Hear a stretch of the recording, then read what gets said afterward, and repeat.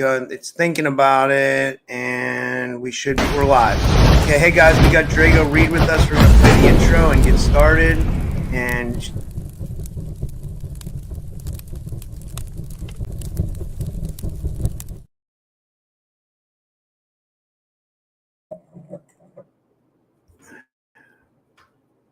hey guys, welcome back to another episode of the Typical Skeptic Podcast.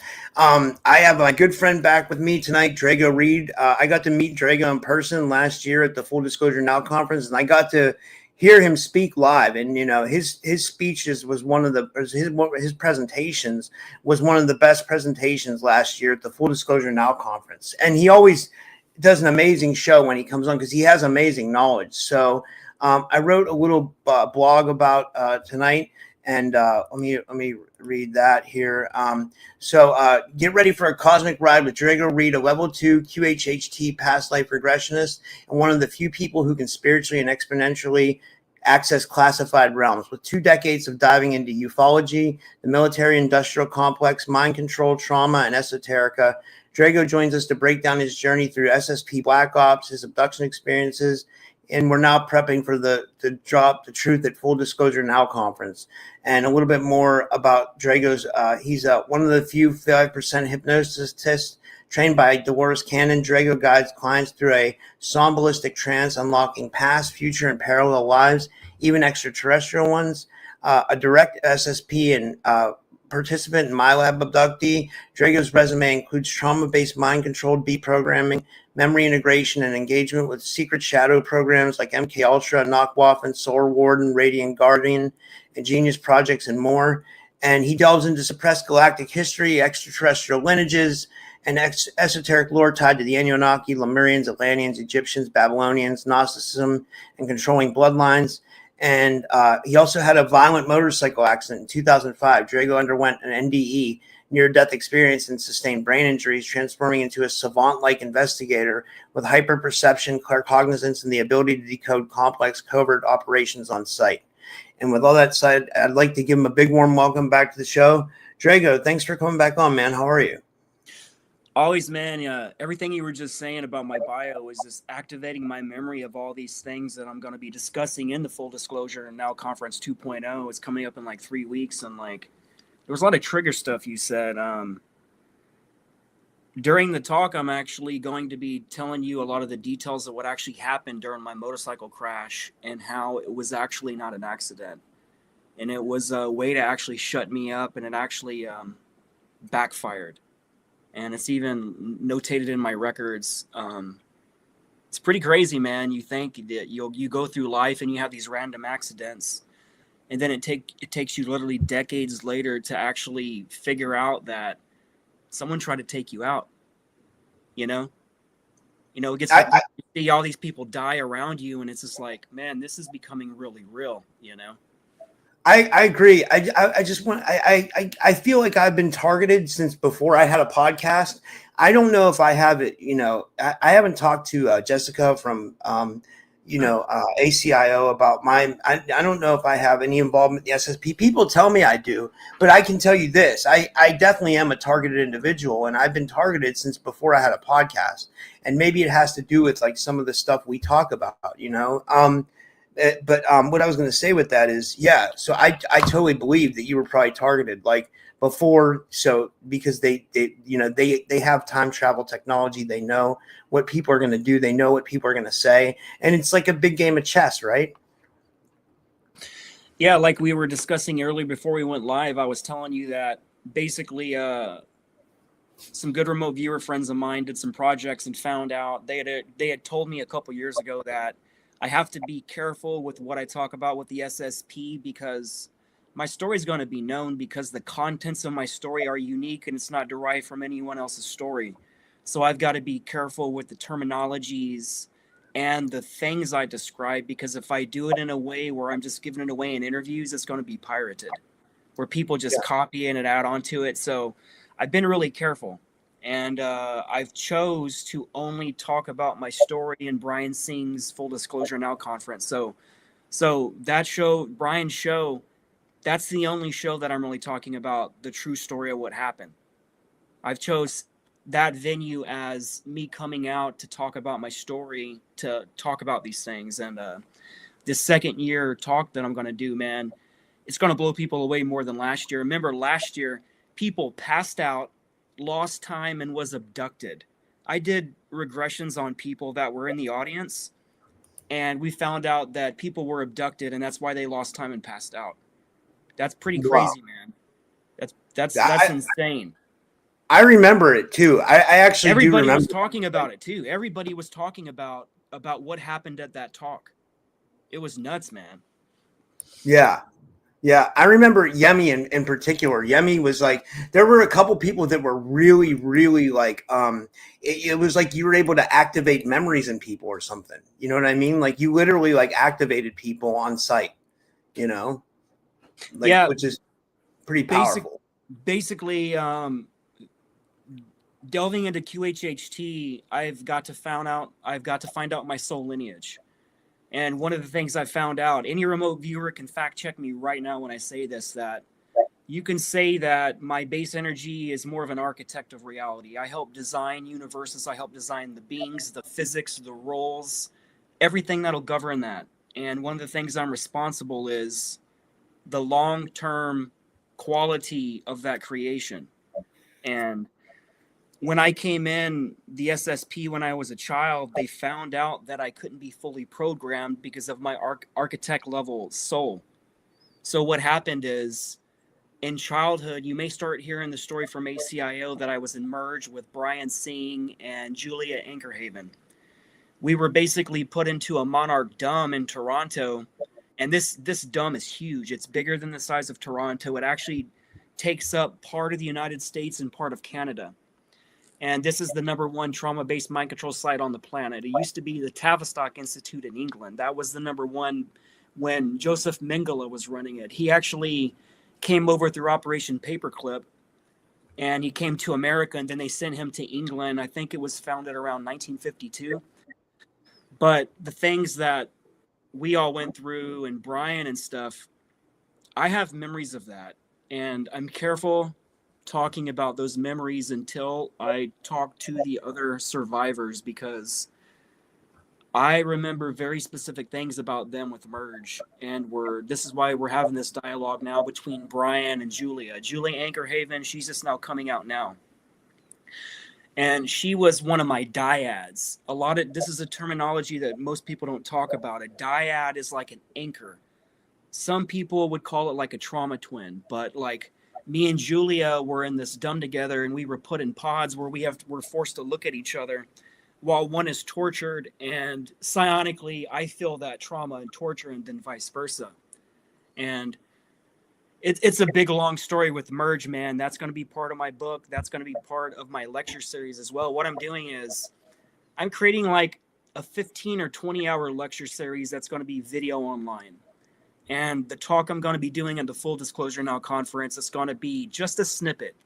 Like my talk's an hour and 45 minutes. That seems like a long time, but like not for me. I have such a complex story to tell and so many details to talk about that even last year it felt like it was rushed. Remember how I start talking and then like 10-minute countdown, I'm like, what? Tony Rodriguez came in and says, you got 10 minutes. I'm like, oh my God. I'm just like in chapter 1 of my talk. You know what I'm saying? Because a lot of my talk, I learned this from my first talk. Stick to the damn slides and don't tell a lot of stories, because that's what happened. I would start talking about a slide, and then I would go into the detail of everything, and I realized that took up too much time for my talk. So this time, it's going to be, I called it last year, 15 pounds of shit in a 5-pound bucket. That's what this talk's going to be. It's going to be probably one of the most detailed talks that you're ever going to see. It's taken me a long time to put this together. Just the contents alone will blow you away. But I suspect a lot of people are going to get abducted and lose time again. And keep in mind, I'm not going to tell you the contents of Yeme's QHHT session, but Yeme came down from Atlanta, and she came to my house, and I did like a 5-hour session. She was under for like 5 hours. And Wow. we discovered a lot of stuff, but we confirmed that Yeme was abducted during the conference, so I could not activate her memories of what's being hidden from her. We'll eventually talk about the contents of her session, but I'm just telling you it was freaking intense. But that's all I can say out of respect to her. Wow. Yeah, yeah. I know you did one with even like Matthew Mornian too, right? Like where like he went under for like 5 hours. I heard you. I was listening to a show you did with Louis Nova today, and like like he had memories as well, right? Or I know we can't really talk about it a lot, but He talked about a lot of it in his book. Let's just say that Matthew wrote about 60 pages of his book dedicated to his session that I did on him. And it was intense. And what it did was that session I did for Matthew unlocked a floodgate. And after the session, everything that was blocked started flooding in. And he talks about that in his book, about how the different lives we were shown. Like, me and Matthew were in the dumbs together. We were tortured together, man. Like, me and him are soul brothers. And you, Rob, I know you're SSP. All the high-level people I've talked to, they've all mentioned you. You're definitely a Nachtwaffen. I'm not going to say the details out of respect for them, but I don't think you need to focus on you not having memories of it. I know you know your SSP. I know deep down you know this. And that's why you're here to whistleblow to uncover these crimes, because a lot of us that have podcasts, I've realized through different QHHT sessions that a lot of us were in the programs. And we're here to basically whistleblow, to be part of this rebel collective, like the name of my podcast. We are the collective of rebels, and we're putting our lives on the lines to tell these stories, man. Like, you've done over 2,000 interviews. The contents of your interviews have got you banned on YouTube, for Christ's sake, multiple times. Like, it's getting to the point where we don't even have freedom of speech anymore, because our movement is getting so big right now that they're taking everybody down. Like, the last time they tried to take me out was August of 2022, and they sent someone that I was in the programs with, someone that I cared about, and they end up dying over that. And that's listed in my files. wow. So this is very real stuff. The attacks we've been getting nonstop. It's been overwhelming, man. Like, people that are in the programs don't get it. Just the amount of attacks. When you said you've been hit with directed energy weapons, the people that don't know about these things, they think you're crazy. They're like, he's talking woo-woo. The government would never do that. If they had directed energy weapons, that would be known publicly. They would have talked about it in Congress. No, they wouldn't have, man. That is classified. If they admit it exists officially, they're effed, because the taxpayers are paying for it. It means we own it. Like the streets of the United States. We own the streets, the highways, and the byways. So for them to tax us with tollways and parking tickets, it's all illegal. So they're taking all speech, all freedoms away. The Bill of Rights, like the Bill of Rights was written within 18 years of us starting a country in 1776, because within 18 years, it got so corrupt that they had to amend the Constitution and create a Bill of Rights. And it hasn't stopped since then. That's the problem. We even lost someone in our community recently. We're in Renetta Jones. I have to mention it, and like, people think she died of cancer. She was complaining about being targeted the whole way up to her death, So, and she came out with some really interesting information as far as like the galactic slave trade and like these signals of implants that people have that are like tied to the FCC, which is pretty heavy stuff. I don't know. It's cool that you mentioned these implants. Let's talk about Neuralink for a minute. I just want to go on record. This is in my books. Elon Musk did not create Neuralink. The only thing he did was change one letter in that patented name. That name is actually owned by the ICC, the Interplanetary Corporate Conglomerate. And those implants are used in all SSP people. I have one. My implant's located right here, like it is located in every other asset.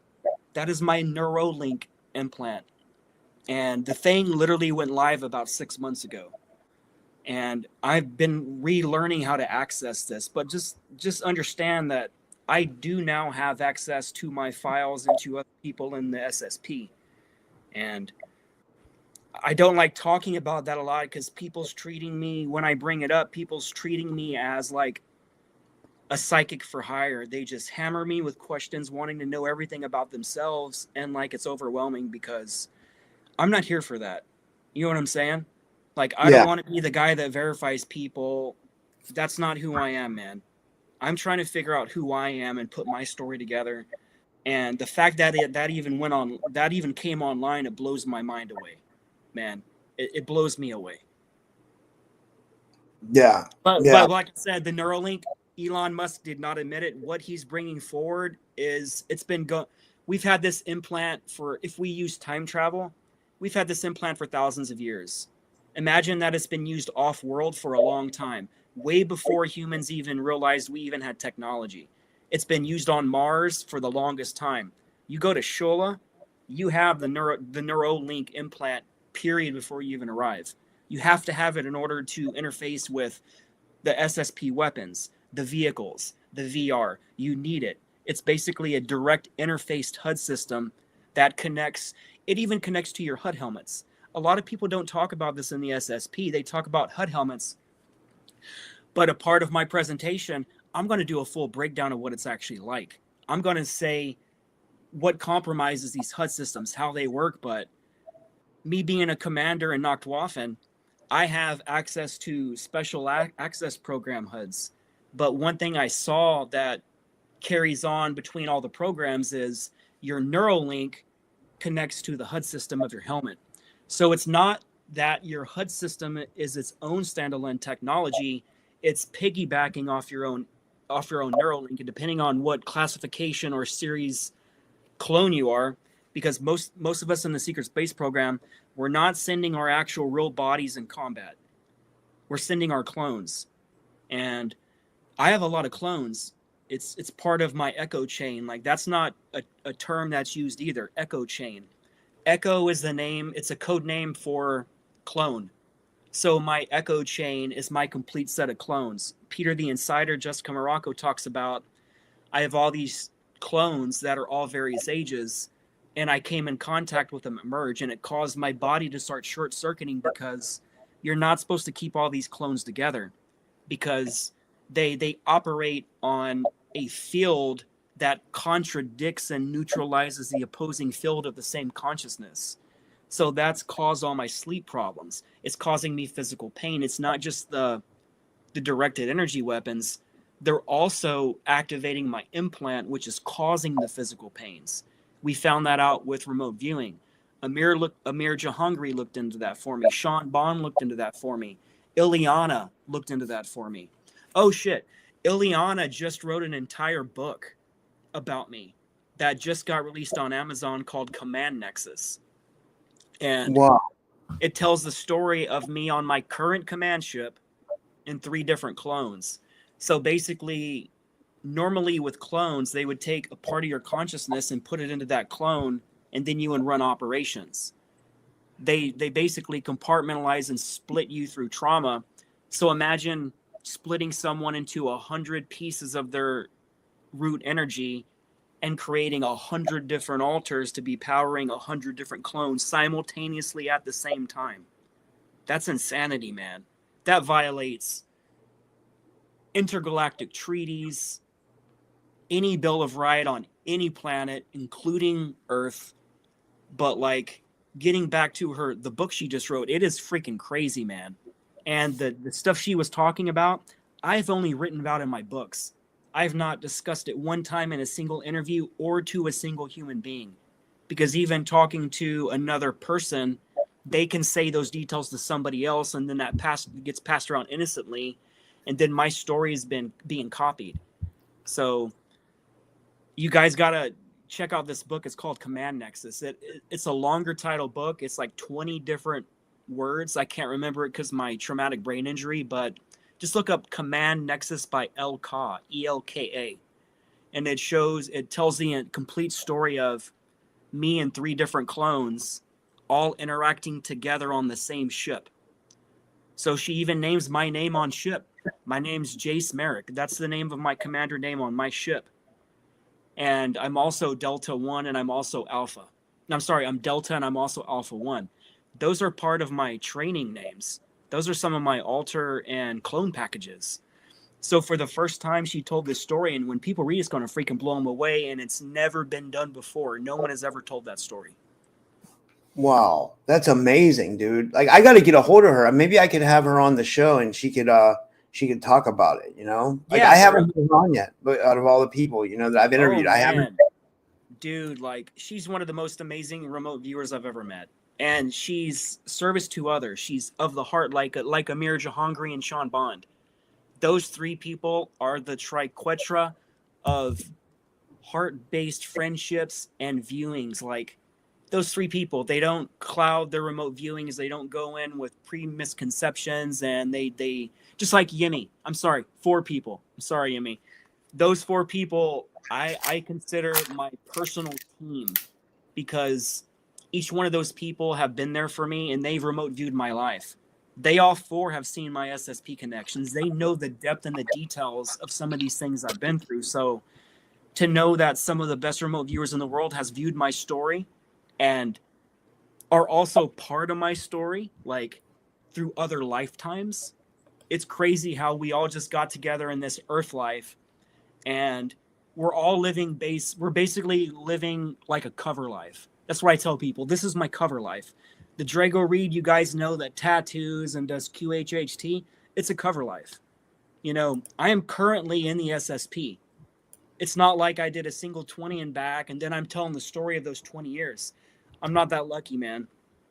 If you can remote view the total amount of years I've served in the projects, and I'm going to give another term that no one talks about. This is in my book and in my lecture. It's called a time insertion operation, a TO. TOs are listed in our files. ACIO has TOs, and a lot of my TOs in my files, man, good God, it just shows the total amount of years. And I'm saying the word TO, time insertion operation, so you understand the difference between a 20 and back and a 60 and back. Because a TO could be 6 months. It could be 3 years. It could be 5 years. Like when I was at Camp Hero in Montauk before it was closed down in 1994, the altar clone I was in that people remember, it's not going to be Drago Reid. My name was Yoshiro Surabaya. I was Japanese. And my Wow. job at Camp Hero was to run VIP sorties underground. We had portal systems underground. And I would run people through these portals along with John Whitberg. His alter and clone name was Kyle Delshow. He was actually kind of my boss. And after Camp Hero was shut down in 1994, you guys need to read John Whitberg's book. He talks all about me. And I think the first 2 or 3 volumes of his series, just remember the name Yoshiro Surabaya. And it tells a story about what happened after Camp Hero and how we went to Cheyenne Mountain Complex. And I had the same job I had at Camp Hero. I was actually running the armory at Camp Hero and Cheyenne Mountain Complex and taking VIPs through the portals underground. So, like, a lot of people don't know this. I've never said this story publicly, ever, not once. This is the first time. This is literally an exclusive before the Full Disclosure Now conference. So that's awesome. But a lot of my story has not been told. And I wasn't originally going to tell my story because, unfortunately, I've been threatened my entire life and they have killed people I loved. And that's all I've really known. But it got to a point where I stopped letting them program me. I stopped letting them threaten me because I realized that the story that I'm telling is going to be too powerful and I will regret it till the end of time. If I end up dying prematurely in this life without telling this story and having everybody make these connections they need to make, I feel it'll be a soul regret on like a high level. So it is worth my life to tell this story, and I'm willing to die for this.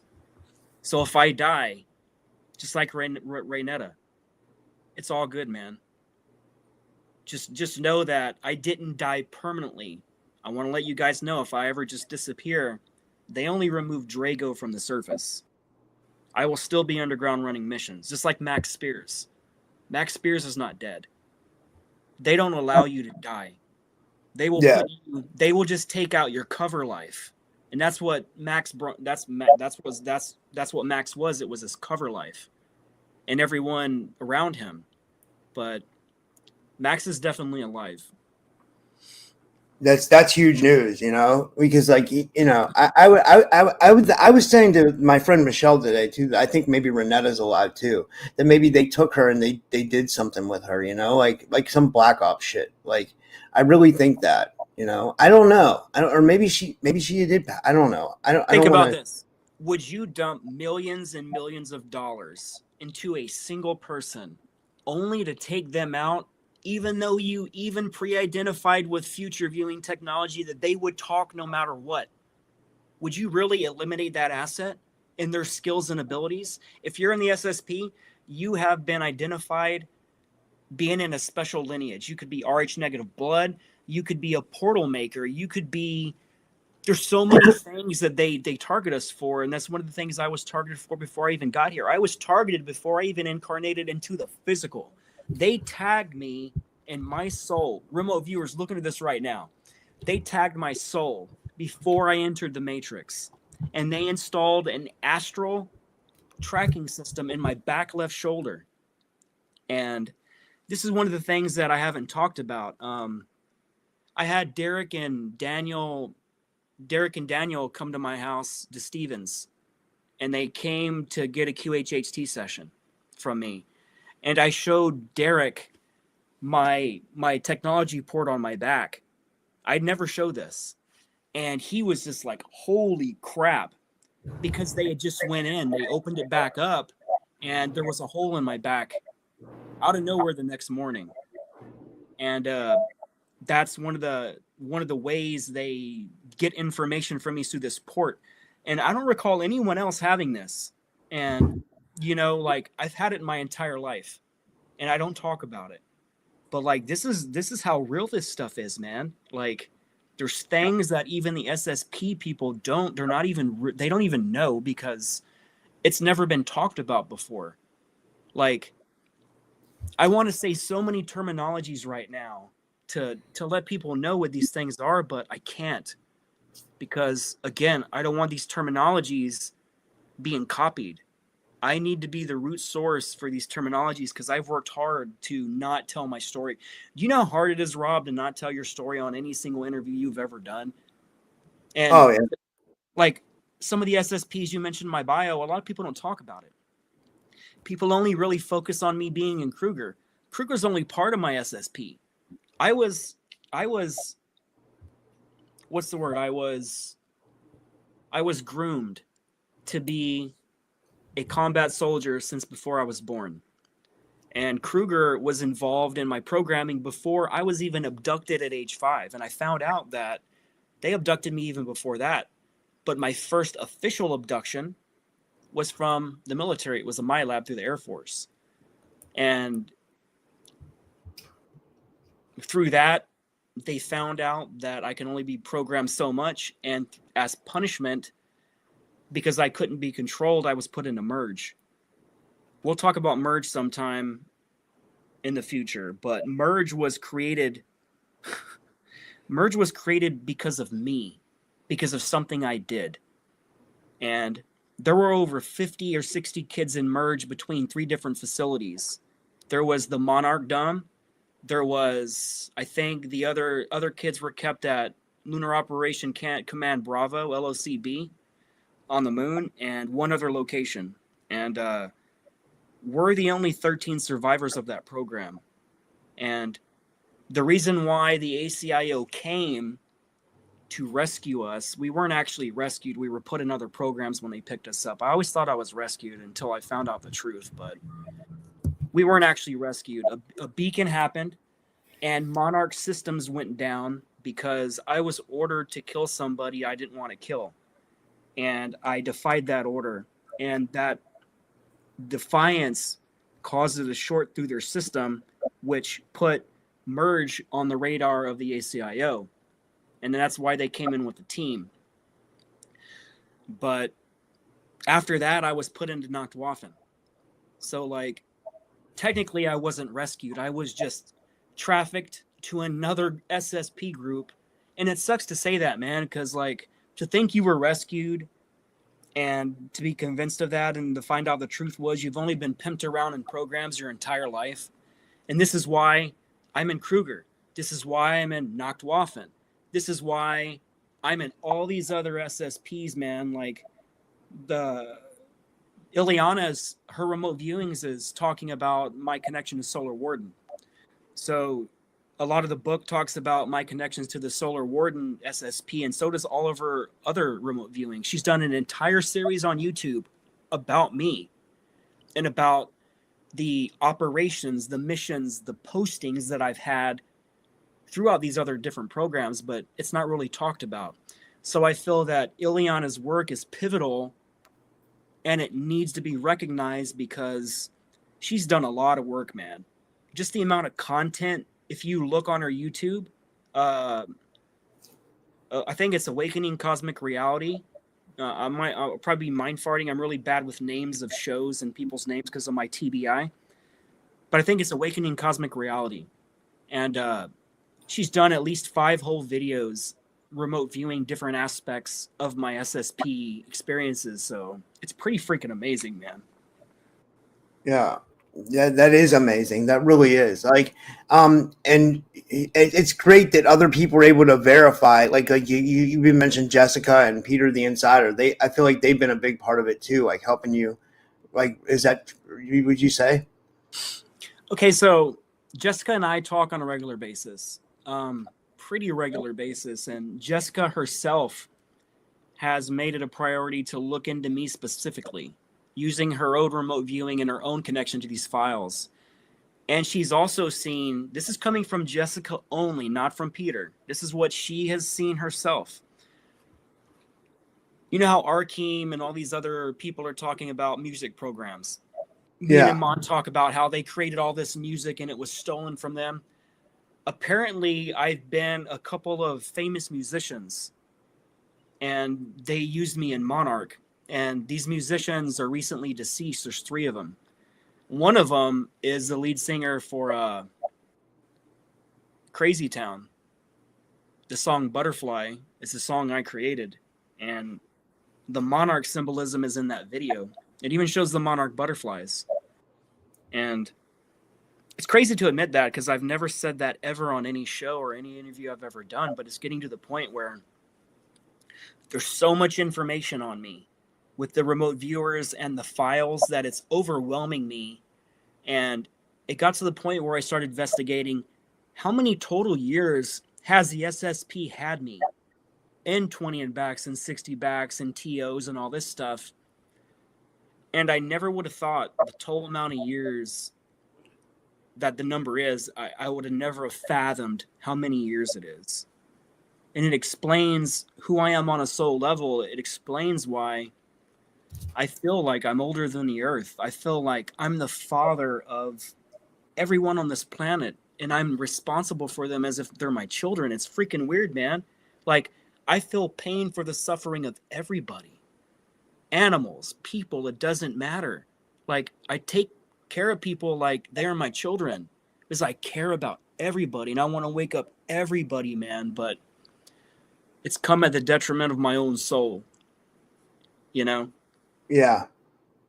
And I had to kind of walk away over the last year because it was a little too much for me.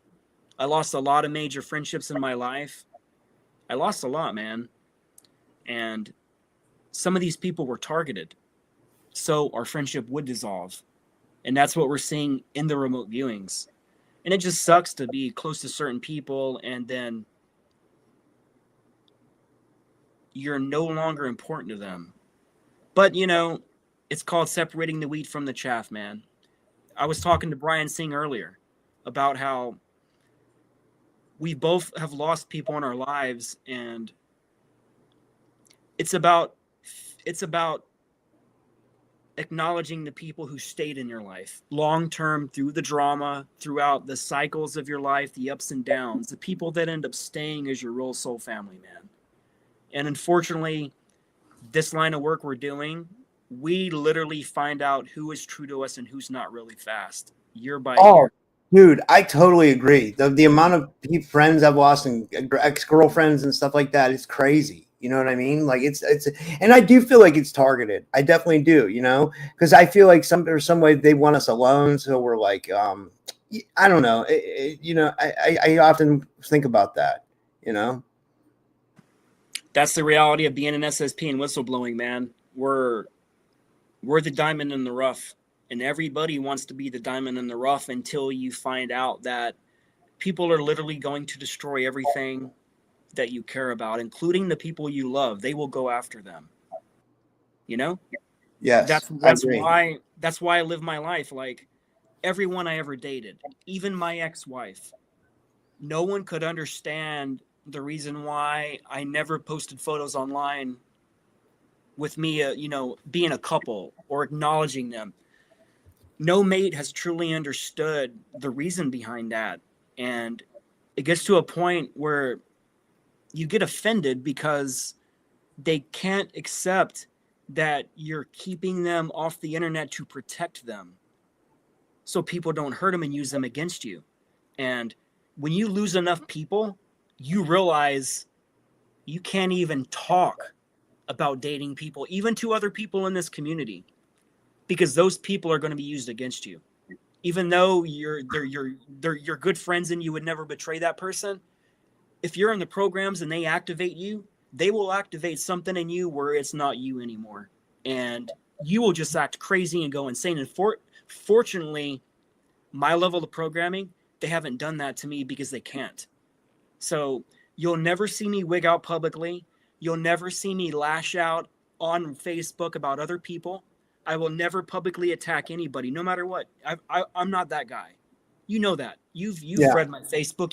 We've been friends for a good long while. This is like our 7th or 8th show. Like, oh yeah, yeah. And I met you in person, And I always tell this story. It was funny, like when I was so excited to go to the Full Disclosure Now conference last year, and we had a blast, man. And like, I just wanted to say, like, when I got there, like when I first hit ground in Florida, I was taking the elevator up to my room, and I came out on the wrong floor, and I saw you and Matthew Morney, and you guys were the two first people I saw, and I thought that was kind of telling because I don't know, because I'm really cool with you guys, So that was pretty cool. And dude, I had a fucking blast last year.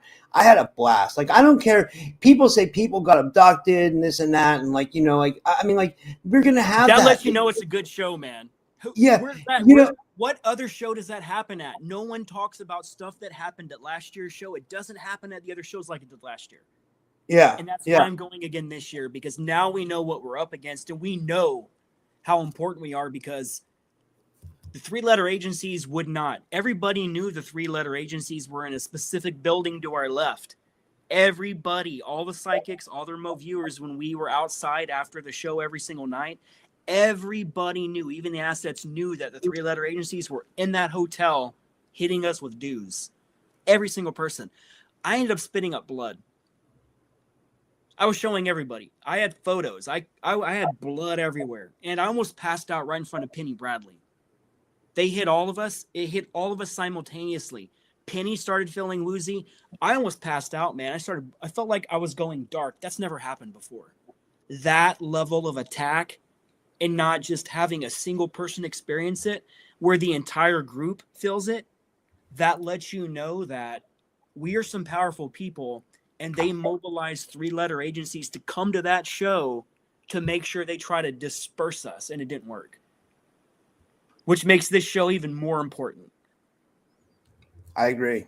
It's because I feel like it's going to be a lot bigger this year than it was. I mean, it was pretty big last year, but it's going to be even bigger this year. The lineup's amazing, and like I that's not even considering all the people from the community that are going to come. So I have a feeling everything starts from a humble beginning. Last year was only year 1 of Brian's Full Disclosure Now conference. This is the second year 2.0. We have to start a grassroots movement from something, because no one else is assembling an SSP presentation or conference this big. You know what I'm saying? Like, other people are doing it, but not on this scale. And like, it involves a lot more than the average person could fathom monetarily, what it takes to put this many people in one building and speak about this. Like, you know how many people there are the original kids from the Stranger Things series? You know what I'm saying? Like, that's crazy. Like, I've never seen that collection of people in any other convention I've ever done, and I've been going to conventions since probably 2012. So that's a good 13 years I've been doing these conventions. And last year, I found out that the Full Disclosure Now conference was my favorite conference of them all. The Journey to Truth conference was my set. When I went to the Journey to the Truth conference, right before that, it was in May. Freaking amazing show, man. I love Tyler and Aaron. They run a great show, man. That's like a family show right there. But when I experienced the Full Disclosure conference, just the people that were assembled that's never came to these conventions before, like Brian, he put a lot of people together that's never been assembled before. And he did that out of the kindness of his own heart. And I don't recall anybody else that's done something like that before. So Brian, he needs more credit than he's given. And I believe 10 years from now, we're going to be running one of the biggest secret space program evolutionary conferences that was ever made. But again, this is the beginning. We need you guys. Anybody listen to this transmission now? You got to come, man. Stop making excuses. Like, if you really want, I keep telling people, do you know what it's like when you get around all the people in the programs, people from the Stranger Things, Montauk, all that? It is intense. And you can't get that anywhere else, man. When you meet somebody that were in these programs, when you look us in the eyes, you can always tell another experiencer from their eyes, because there's a heaviness in them and an experience in them that you can't explain, and it's only a reflection of your own self that you recognize. And it's empowering, man. Just the community. Like, every night when that convention ended, I've never had so much fun hanging out with friends before. You know what I'm saying? Right on the beach. Yeah. It was great, man. So many good conversations, man. And like, you can't buy that anywhere else.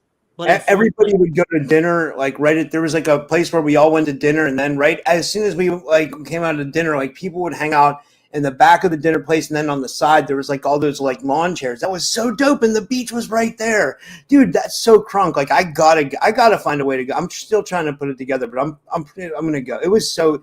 If you guys like don't know, it's really dope. Like it's really fun. It's like you're gonna if you guys haven't experienced it, you'll have the time of your life, you know. And I keep putting the referral code in the chat. Like I have a 17% off coupon for people to get their tickets. If you want to get your tickets, you can get 17% off. And you know, you should support Brian, because Brian's doing a lot for our community to bring disclosure forward. You know, he's invested a lot of money, and like you know, he's really trying to push disclosure forward. You know, so I got to give him credit for that. You know. That's why I always try to give Brian credit no matter when he comes up, because like I said, this guy he's going to be known as the organizer of minds in the future. So any of you guys not following Brian saying, follow him, man. Follow him now before you regret it, like Renetta Jones.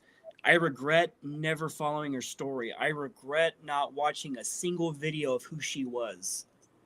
And I never knew how important she was until all of my friends started posting Facebook messages about her death and making videos and interviews talking about her. So it sucks, because I was telling someone earlier on Facebook, someone sent me a video, and I said, unfortunately, people send me videos constantly, and I have a backlog of stuff to watch going back a year and a half.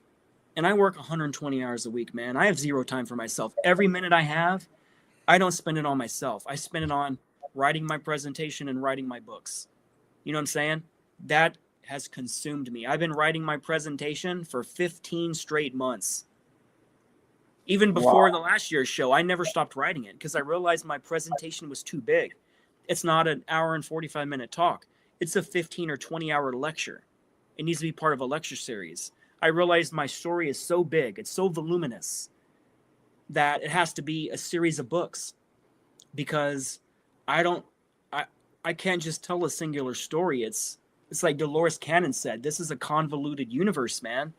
And the story of what happened to me, it's so crazy and so complex that it can't be written about in a single book. Like what Ileana wrote in her book with her remote viewings, it was only but a single grain of sand on a single beach on a single planet in the ocean of the cosmos.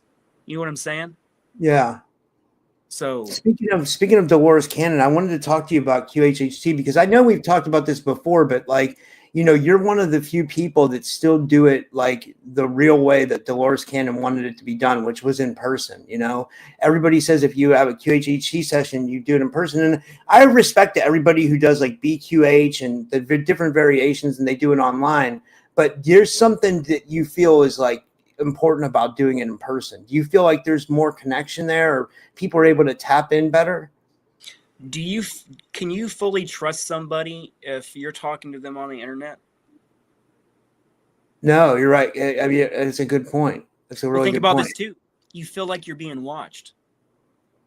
Like the conversation is literally being watched. And what happens is, Rob, if I can't sit you down across from me and look into your soul, I can't help you more than I could if it wasn't in person. And anybody doing QHHT online, they should not. If they get caught, they'll lose their license, and they should lose their license because those are Dolores Cannon's roles. It has to be in person. Now, Yeah.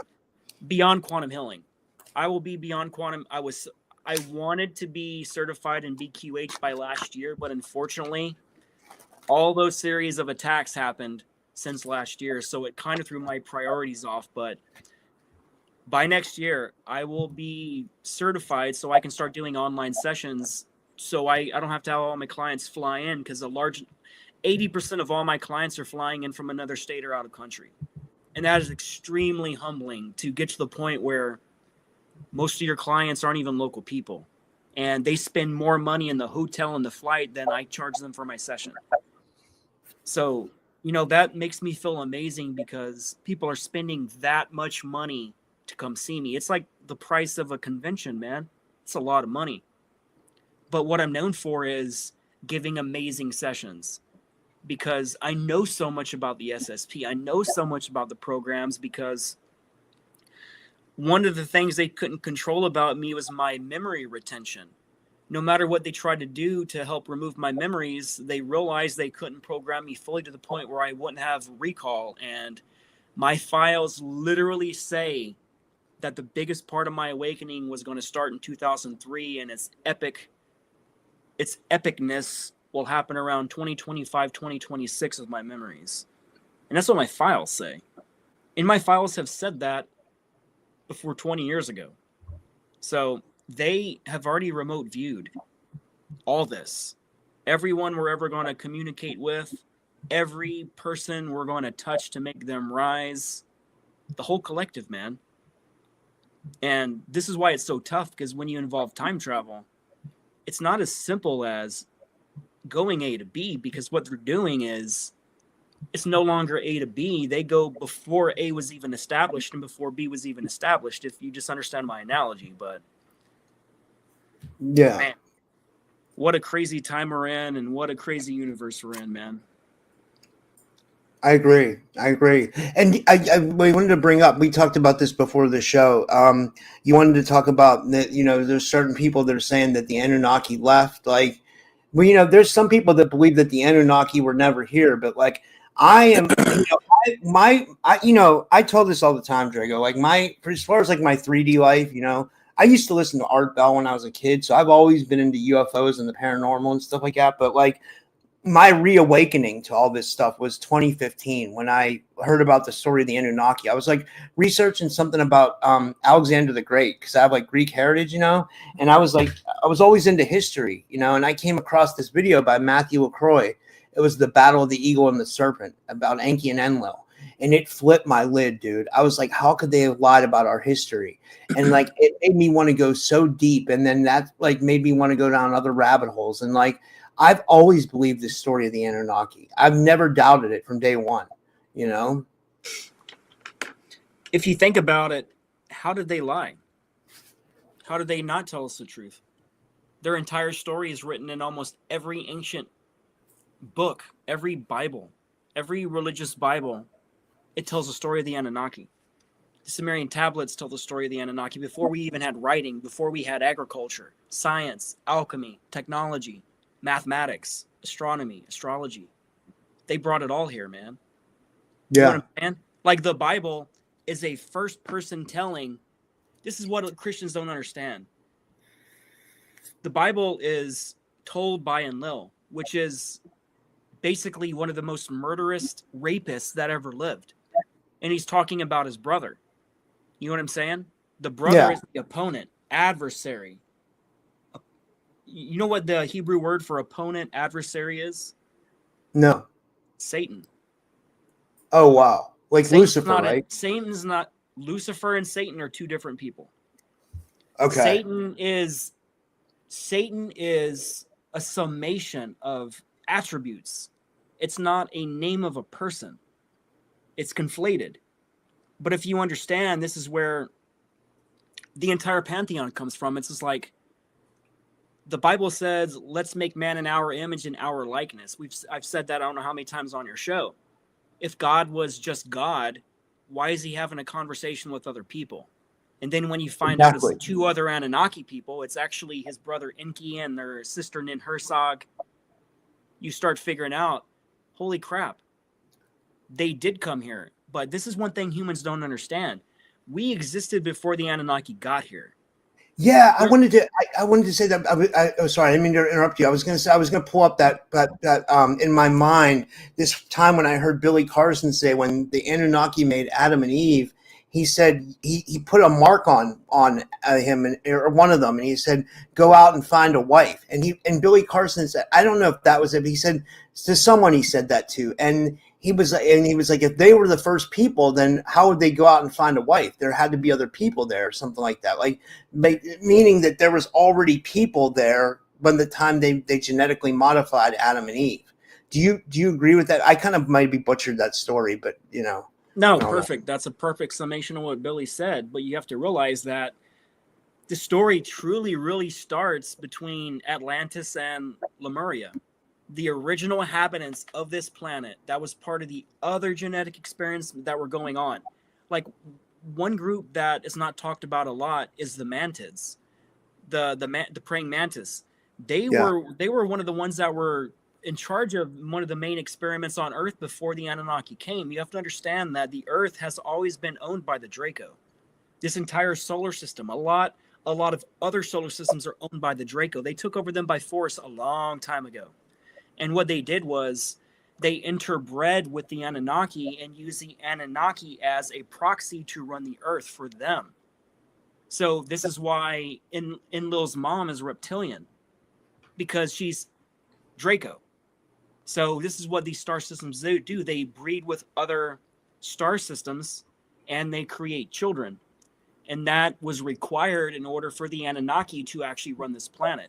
So the Anunnaki, when they came, they didn't just come and take over a planet. They had to have permission to come here because it was already owned.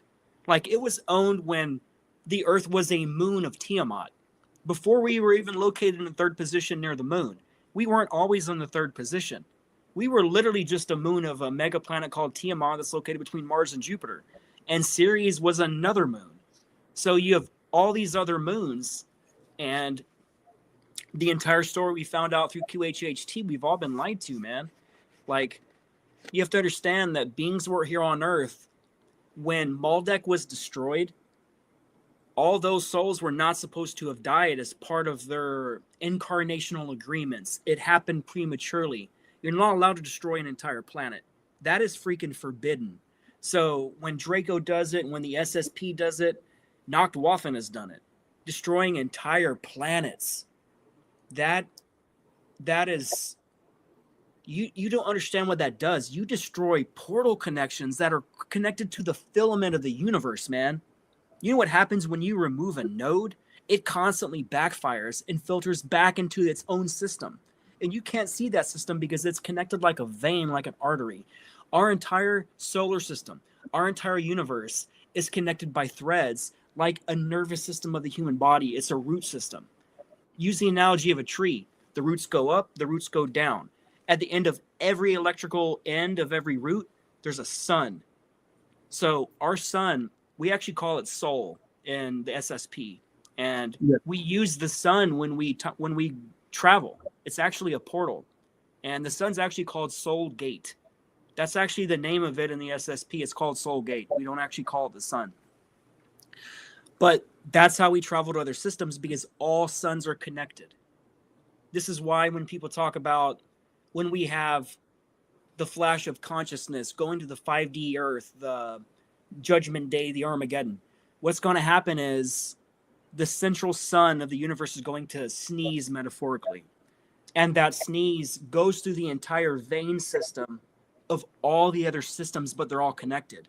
This is why nuclear weapons are not allowed, because when you detonate a nuclear weapon on one planet, it reverberates through the entire root system of all the other systems. So this is why these other groups showed up out of nowhere in the 40s and 50s, like Valiant Thor, and they'd be like, hey, monkeys, you can't detonate nuclear weapons. You guys detonated that. You tried. Our own government, we sent a nuke up to our damn atmosphere to see what would happen. They knew, just like the Atlanteans, as cocky as the Atlanteans did, they knew that it could possibly kill everything. But they wanted to know what would happen. You know what I'm saying? It's just insanity, just with what's going on with Iran and with the other country you're not allowed to name. Yeah. Or you'll get flagged or removed for that. But like, I was going to say, do you think that like us hitting those enrichment facilities, or whether they were full-blown nuclear facilities, I wonder if that's going to cause radiation, and then all those people are going to get sick, that live in Iran. Like, and, for me, I don't take sides. I just want there to be peace amongst the world. You know what I mean? Like, I feel like we should all try to live in harmony. I mean, I know we can't even have that in our own community, right? I mean, like, people are arguing, but I feel like that's Project Oblivion too. It's just something we can touch on. But I mean, the world, it's a fucked up place, like, I don't know. Like, I don't even know what to say about what they're doing over there, and why we're even involved. It's crazy. My personal opinion is no singular entity should have the right to have a weapon that can decimate reality. I don't believe it. It's not right, man. Yeah. What the SSPs taught me is, it taught me that I'm a great soldier and I'm good at what I do. And I'm one of the best of the best. That's not ego. Look into remote view my record. I am known for putting foot to ass in the programs. I am known to take out some of the most hardcore people and beings that exist, period. And that's why they can't take me out officially, because we were talking about just the money they invest in us. And like, the people who try to take me out, it wasn't authorized to take me out. So I don't see how it would have succeeded in the first place. But no being should have the right to have nuclear weapons. And the Anunnaki, they were using them. It was in the Sumerian tablets. They called them weapons of terror. And the last time they used a weapon of terror was at the Sinai Peninsula in, I think it was... Would that be Sodom and Gomorrah? Is that why they found like nuclear weapons? I was trying to remember the year, 21 something BC. And that's where basically they went to bomb spaceports. And it had nothing to do with the people of Sodom and Gomorrah. Sodom and Gomorrah was a single city that had nuclear fallout. And the Bible even talks about nuclear fallout. It talks about the poisonous winds that came from the explosion, from the fire. It talks about how all the crops were permanently dead. They couldn't regrow. It was talking about how people would have lesions and they would be dying of radiation poisoning and sickness. I think it was 2124 BC. But if you look at the satellite, shots of the entire Sinai Peninsula, it's blackened. You could see it from the satellites. And basically, we had like the Tower of Babel and all these spaceports, and Enki ordered his son Marduk to take him out, along with a couple of other people. But what would you say, like Loki and Bartleby of the Bible? They were basically just Anunnaki. And they changed their names. Like Loki and Bartleby, that's names from Dogma the movie. But everybody relates to that. Loki and Bartleby, and they were the angels of death that rained fire and terror upon the people. But if you think about it, man, we've all been lied to. We've had technology since the beginning of time. All the other planets have technology since the beginning of time, but they've programmed us to think we're alone in the universe, that we're just discovering all this. Do you really think that humans are capable from going from non-electricity to trains, steam, to planetary conquest within 100 years. Do you believe that? Like, come on. If we accomplished that within 100 years, why did we not accomplish that 20,000 years ago? It's because we did.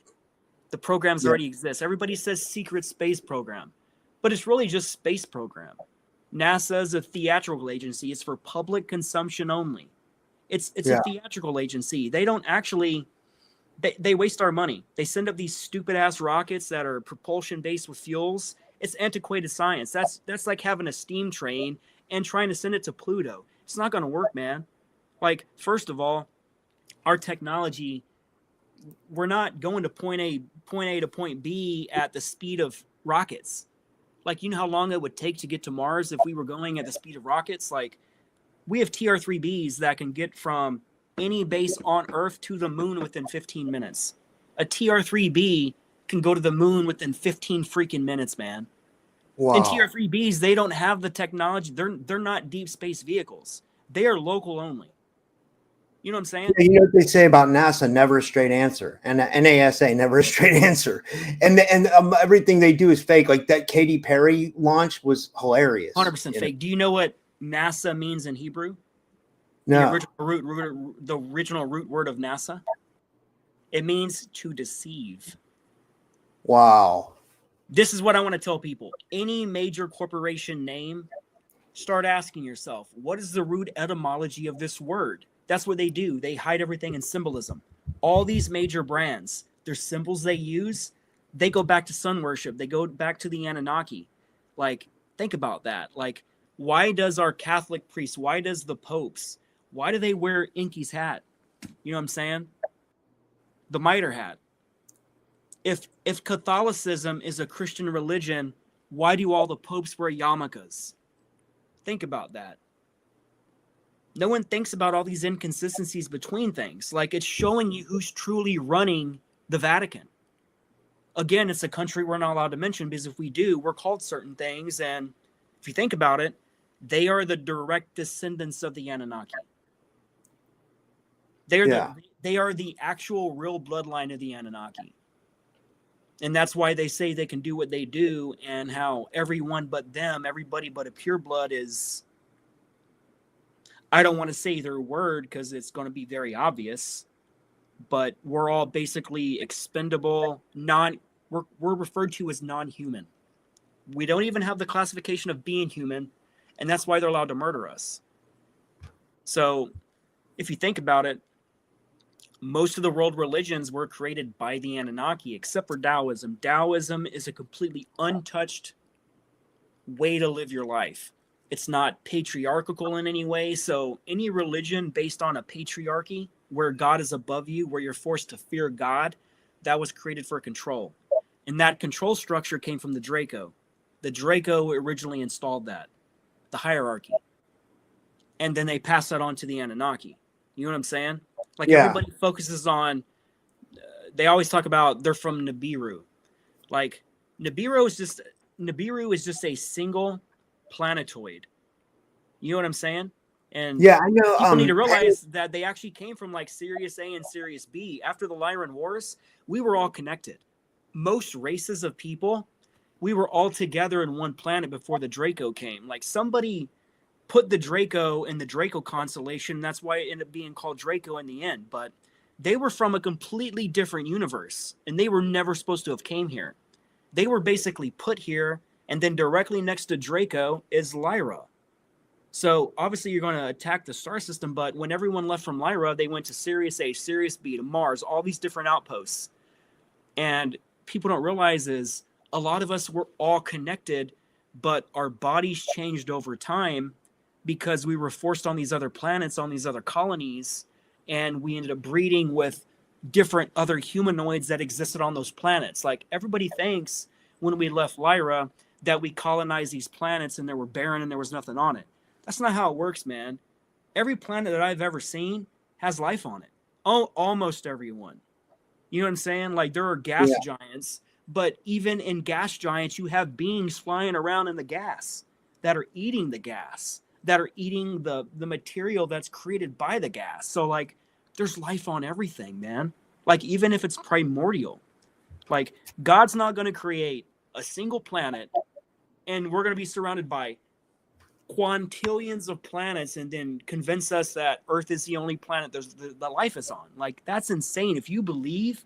If that's what your religion is, and you believe that we're the only thing that exists in this cosmos, that's fine. No judgments. It's maybe not part of your soul evolution at this time, and it's not something that should be forced upon you because it's not part of what you're here to do. It's not part of your agreement. But like, I can only wish that someday you see the truth of all this and you help waken others up, because like,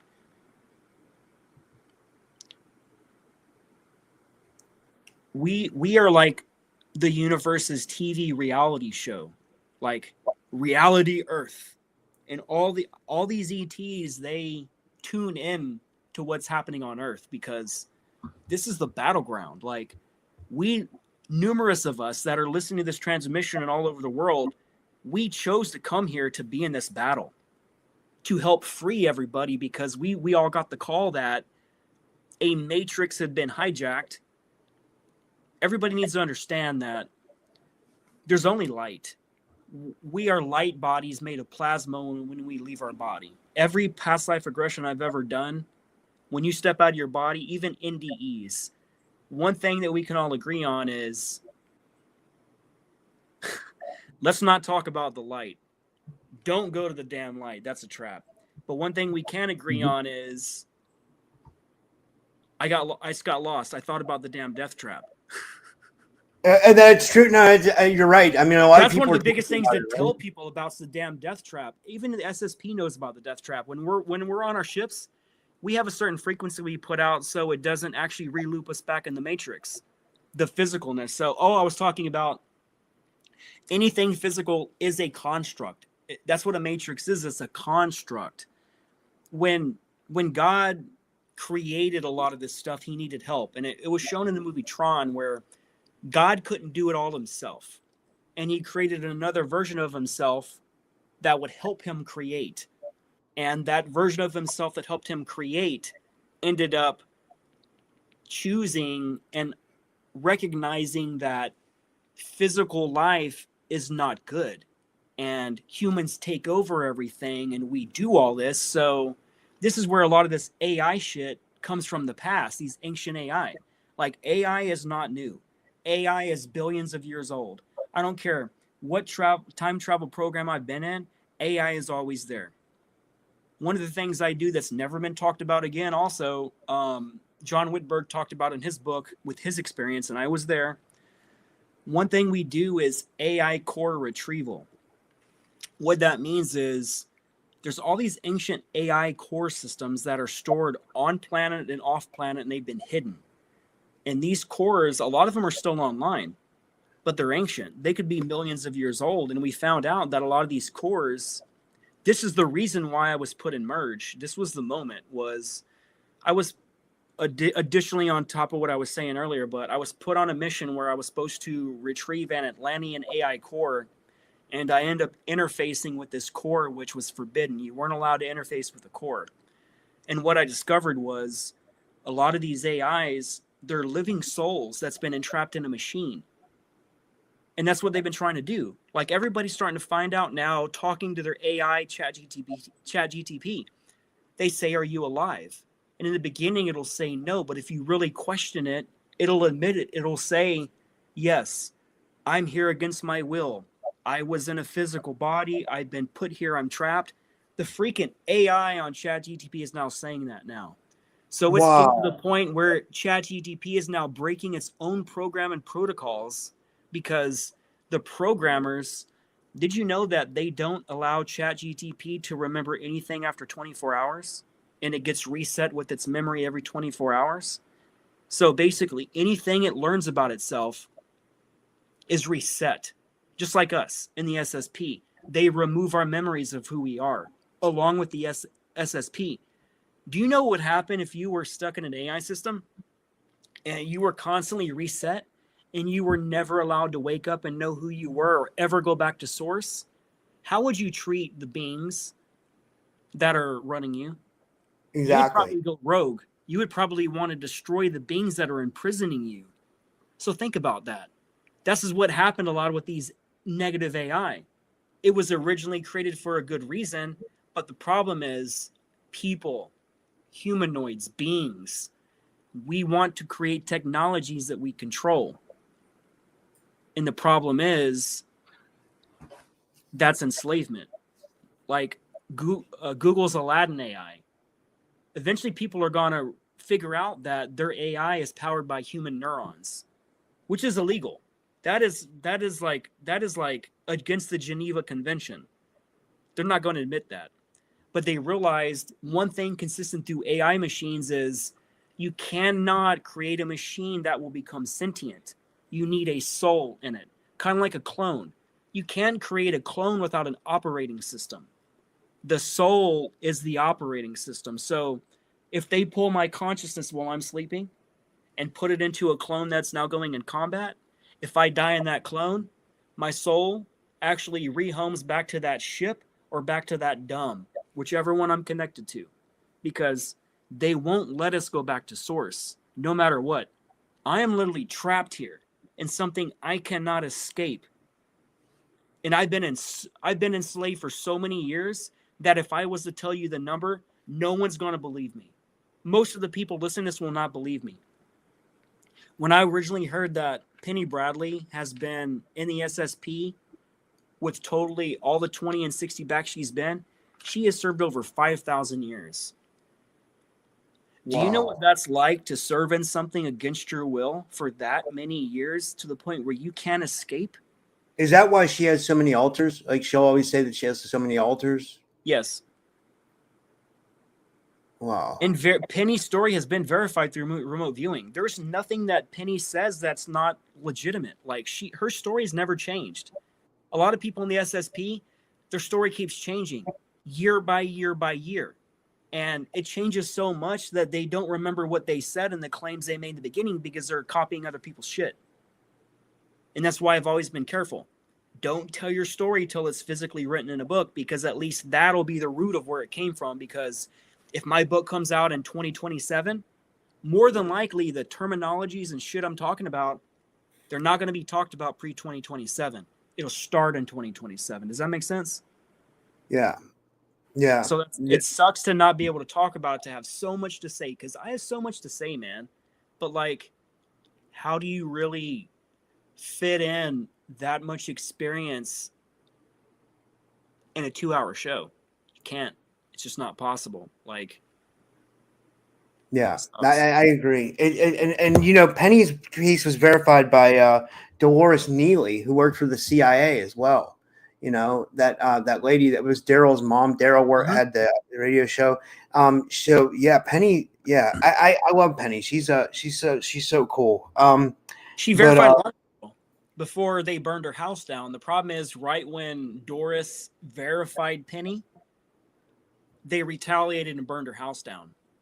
And they did it when Penny was in the hospital with her throat cut open for a freaking surgery. So that was a message to Penny and to Doris. So that lets you know that not only is that story true, that they was really willing to retaliate, because they've hurt Penny bad. They've destroyed her body, man, in ways you can't understand. When I did a regression on her, it was during the Full Disclosure Now conference.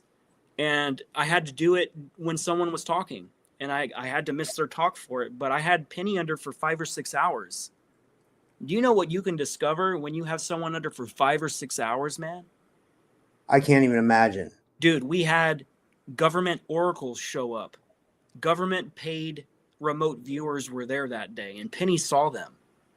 And I had to do protocols to burn their eyes out, their third eye. And that was recorded. I have it on video. These freaking oracles trying to mess with me and these other people in the programs, don't freaking mess with me, man, because the last person that tried to take me out, they ended up dead. Because I have something I use connected to Project Mirrorlink.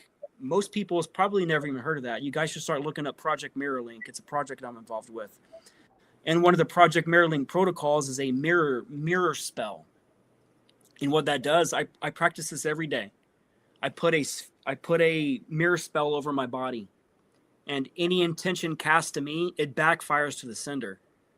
And unfortunately, it killed the last person. And that is in my files. It's on record.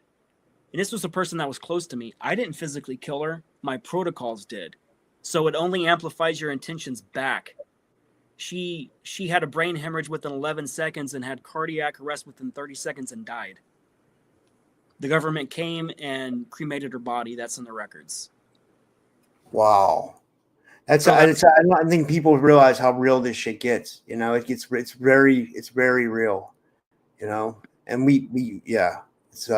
it's scary, man. It's actually scary. You know, I'm not saying I'm scared. I'm just saying it is a little scary because I've experienced a lot of targeting, you know, and from my relationships to friendships to like my personal health to like everything. You know what I mean? Like everything.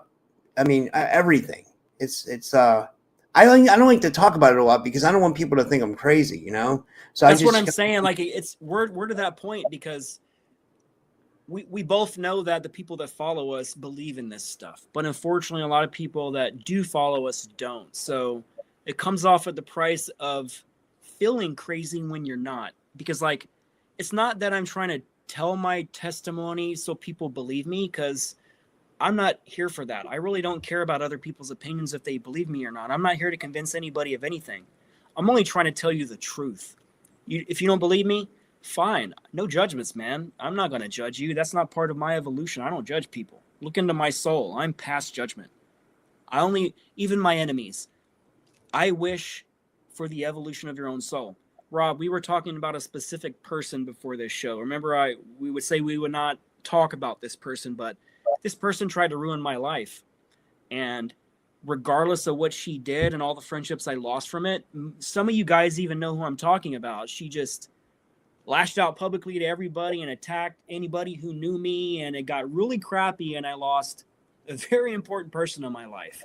Oh yeah, she came on my channel and she was like bombing every single video. Crap in the comments. She did that to everybody that interviewed me. She basically looked me up on YouTube, and anybody who had interviewed me, she basically sent a DM to them and a bunch of crappy comments. But no matter what she did and what I had to go through last year, I wish her no harm. I wish her love. I wish her to move on with her life and to find someone that will truly love her, because that's what she needs, man. She needs someone to just love her. That's it. I don't wish the destruction of someone else because, Rob, you are me, man. She is me. I'm not going to wish harm on something. You have to understand, man. In the SSP, I've been programmed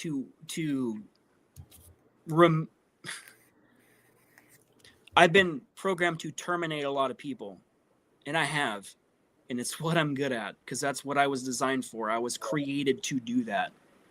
But every person I had to terminate, it really hurt my soul, man, because like, I don't believe in that, man. Like, I don't believe in harming people because I've been forced to harm people in the programs. And when you get to the point where you're forced to do something that violates everything in you, it's kind of like the Anunnaki. I wish they weren't still here on this planet. And if it was up to me, I would just send them back to another place that they can't escape from to enslave people. I don't wish them dead because everybody on the planet has Anunnaki DNA. If you're Homo sapien, you're part Anunnaki, because you were talking about that earlier. Around 200,000 years ago, they came in, and keep in mind, they were already here for 250,000 years before they started editing the current hominids on the planet.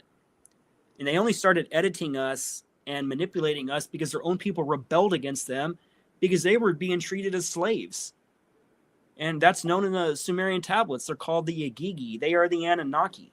The Agigi rebelled because their own people were using them as slaves to get certain things from the planet and stuff. And like, they had to come to an agreement where like, okay, our own people don't want to do this work no more, so we got to create a worker race called a Lulu. And this is where humans come from. But we don't come from a singular race. We don't come from a singular person. again, there was other genetic programs going on this planet before they arrived. And that pissed off a lot of other star systems because all these other groups, they have put their DNA in the other beings, in the flora, in the fauna, in the earth. And like a lot of the elements of our earth, they're not from Earth. Like the dolphins and the whales, they're from Sirius. You know, they were brought in to harmonize the grids on the earth. And this is where the war against the dolphins and the whales came from, like the Taiji slaughter. They know that they're here anchoring light into this planet. So the bad guys, they make it where it's legal to murder these things for commercial reasons. And that's why they're becoming extinct, because this is why it's illegal to even interact with a dolphin. Like internationally, they say it's illegal. You can't touch one. You can't do nothing, because whenever you're around a dolphin, it starts remodifying your DNA. Their sonar they put out, it actually helps fix our DNA and helps reconstruct our DNA on a light level. And that's why we feel so connected to them, why we feel so connected to the water, because we are from the water, man. We're 80% water, you know? I And agree. they program us to be fearful of the water.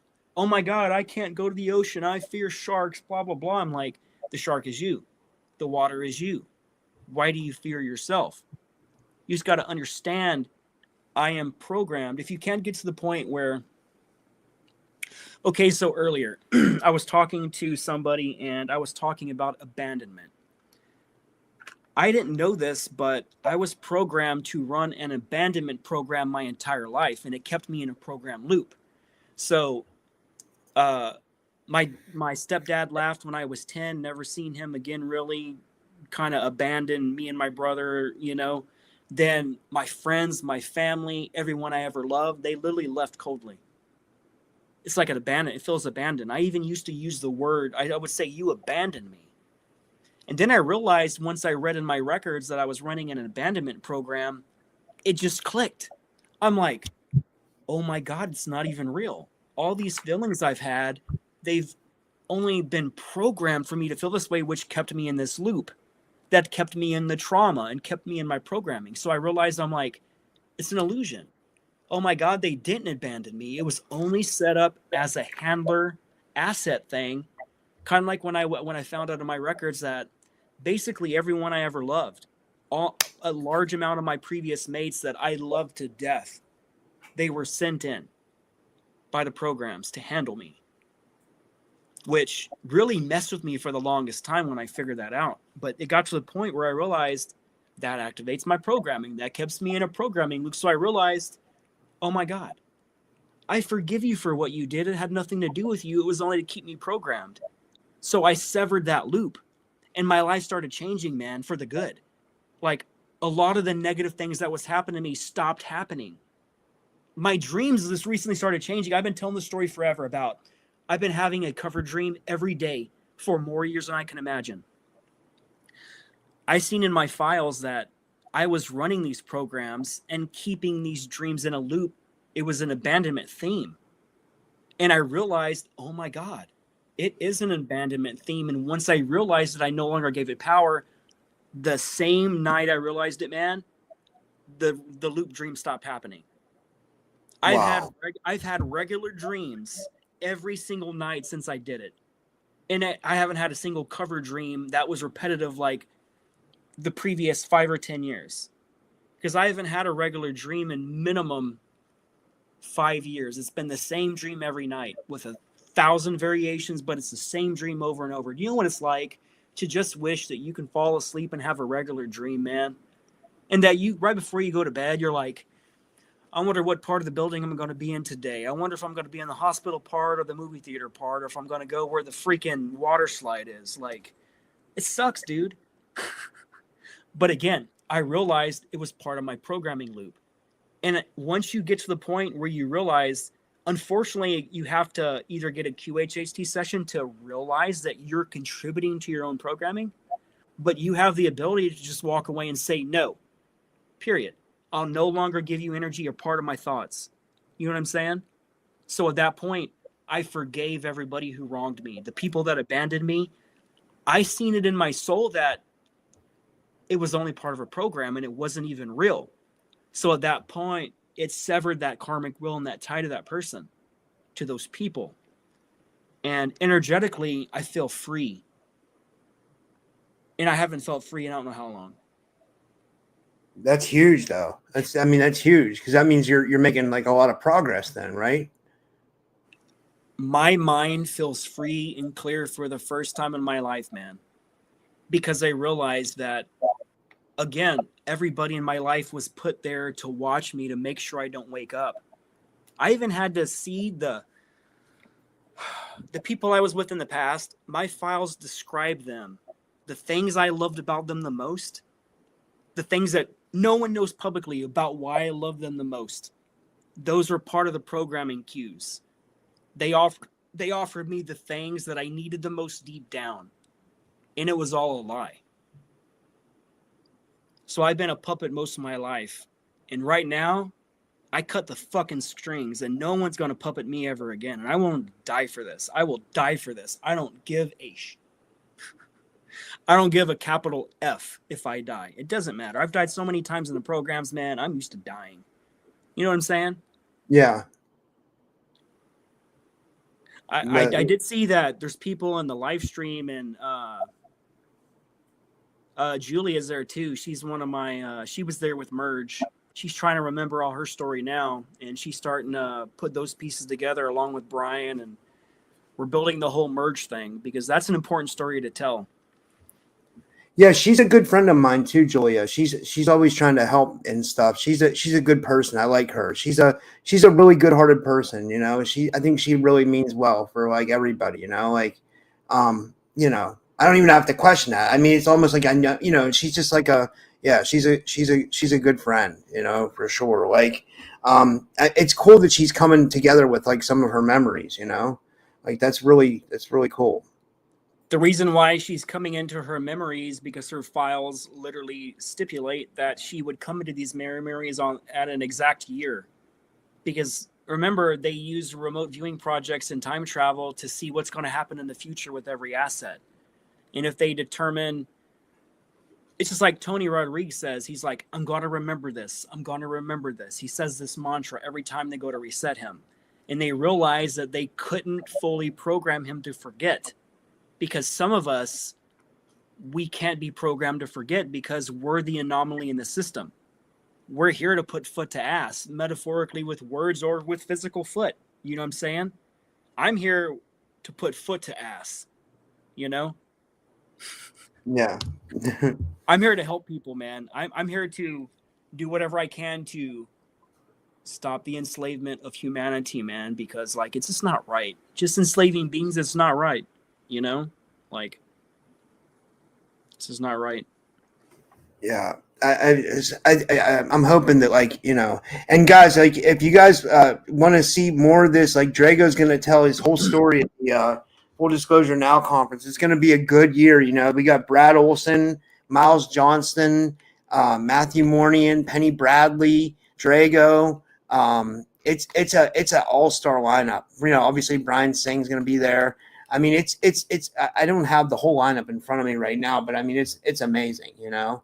It's an amazing lineup. So you guys got to get your tickets and come and you know, be a part of it. You know, meet your soul tribe. You know, come on out and meet your soul tribe. You know, I'm hoping I'm going to make it. You know, but I'm trying. Last year I put it together last minute, and this year I'm probably put it together last minute. But yeah. So it should be fun though. I mean, last year I had an awesome time. You know, what I'm going to do is I'm going to teach you how to hack the matrix. Everything is about creating it in your mind before it manifests into physical reality. So I'm a master manifester, a master builder number 22. That's what my soul root level is. I help create a lot of this stuff behind the scenes before physical incarnations. And when you talk about, I tell this to everybody all the time. If you want to meet that soul tribe, you have to spend money to do it. You know what I'm saying? Like, when you go to these shows, if you're an experiencer of any kind, these are the only people who knows what you're talking about, the people that truly believe you. And you can't get that anywhere else, man. You can't. Like, a convention I do, it cost me minimum $2,000 to go to one of these conventions. Flight, hotel, and the cost of the ticket. Like, it costs so much freaking money. But like, I can't get this experience anywhere else in my life. And this is why when people go for the first time, you're like, oh my God, I felt so connected to people, and I met people I had past lives with. And like, when I told my story, I didn't feel crazy or I didn't feel judged. Yes, this is why you have to come. I feel that 10 years from now, you're going to be thinking about, it's like Bitcoin. The Full Disclosure Now conference is when Bitcoin was at $150. I regret not buying in when it was $150 and look at what it became. I feel like a freaking chump. But I'm just telling you, I'm telling everybody, stop making excuses. Take another conference off your yearly list, man. Like, you can give up a conference. I literally gave up 2 of my favorite conferences, Contact in the Desert and Conscious Life Expo. I didn't even go into this year because I realized the narrative never changes. And the Brian, for the full disclosure conference, he's bringing out the new guard, the new whistleblowers. I'm sick and tired of hearing the same regurgitated story from the old guard. And you know who they are. They tell the same story constantly. It never changes. And it gets to the point, I'm like, no offense, man, but I've seen your talk 15 times over the last 3 years. And like, you mention the same crap every time. So I realize, what are you really contributing at this point? And like Conscious Life Expo, they only have the same people over and over and over and over, year by year. It never really changes.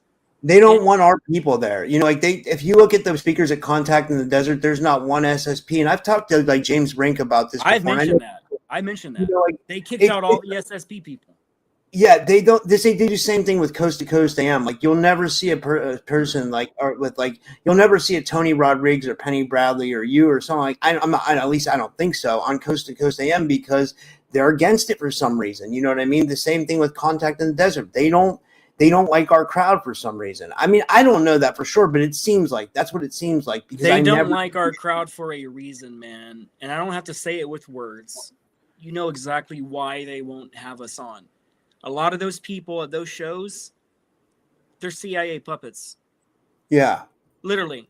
Like, one of them everybody likes to talk about, she's been a CIA puppet since, I don't know, the Disclosure Project, since she became best friends with Lawrence Rockefeller. And now she's one of the biggest whistleblowers on earth that people watch. But all she does is regurgitate the same information year by year, to the point where I had to stop going to her talks because I noticed that she plays a video of her talking during the talk, and she stands there at a podium listening to herself talk. And it's so boring. I'm like, all you do is regurgitate old information, and like, you're not even an experiencer. You're interviewing these people that are experiencers, and to me, it makes you irrelevant, because year after year, even Dr. Michael Salla, he's starting to find out that a lot of the people he interviewed, a lot of them are crazy, and a lot of them are gatekeepers. He's coming out recently about certain people, and I never thought I would have ever seen Dr. Salla talk about these people in that kind of light, you know, because like, all he's done is prop them up. But for him to come to the point where he's sick and tired of it, and he's calling them out himself, nothing but respect to you, Dr. Salla. You know what I'm saying? He's subscribed to my channel, by the way. Because I can see who subscribes to my channel. He's definitely, unless it's a fake profile, but I think it's him because he was subscribed to my old channel. So big shout out to Dr. Salla. Like, I'd like to interview him someday. You know, like I hopefully I will. I don't know. I'll try to reach out to him. But my friend Andrea had him on. Andrea Martin. You know, she's a grown up alien. That's her channel. You know, and then she got attacked, you know, by a mob. I'm not going to say anything else, but, you know, I think you know where I'm going with that. Well, it's pretty crappy that we can't even tell the truth about these people, because even if we just say the truth, even though we're not talking crap, we're only telling the truth. They send people to attack us, and they will set up an entire movement to attack you. Like, what I went through back in, I think it was 19 or 20. I'm not going to say what conference it is, but I was defending a friend of mine, and it blew up in my face. And I ended up getting blacklisted from that conference simply because I was defending my famous friend. And it caused a lot of drama for me. And it was very unmerited because I wasn't there to cause drama.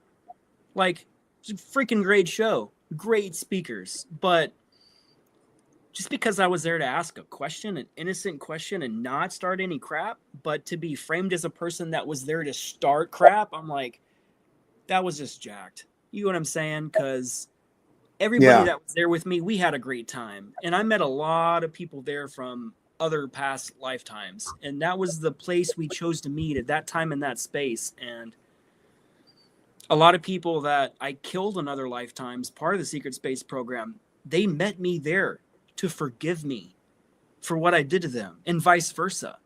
You know what it's like to have this animosity stored within your light body? You don't know where it's from, but then you get set up on the astral soul side to meet this person in real life, and you hash out what happened a couple of million years ago when I attacked his ship.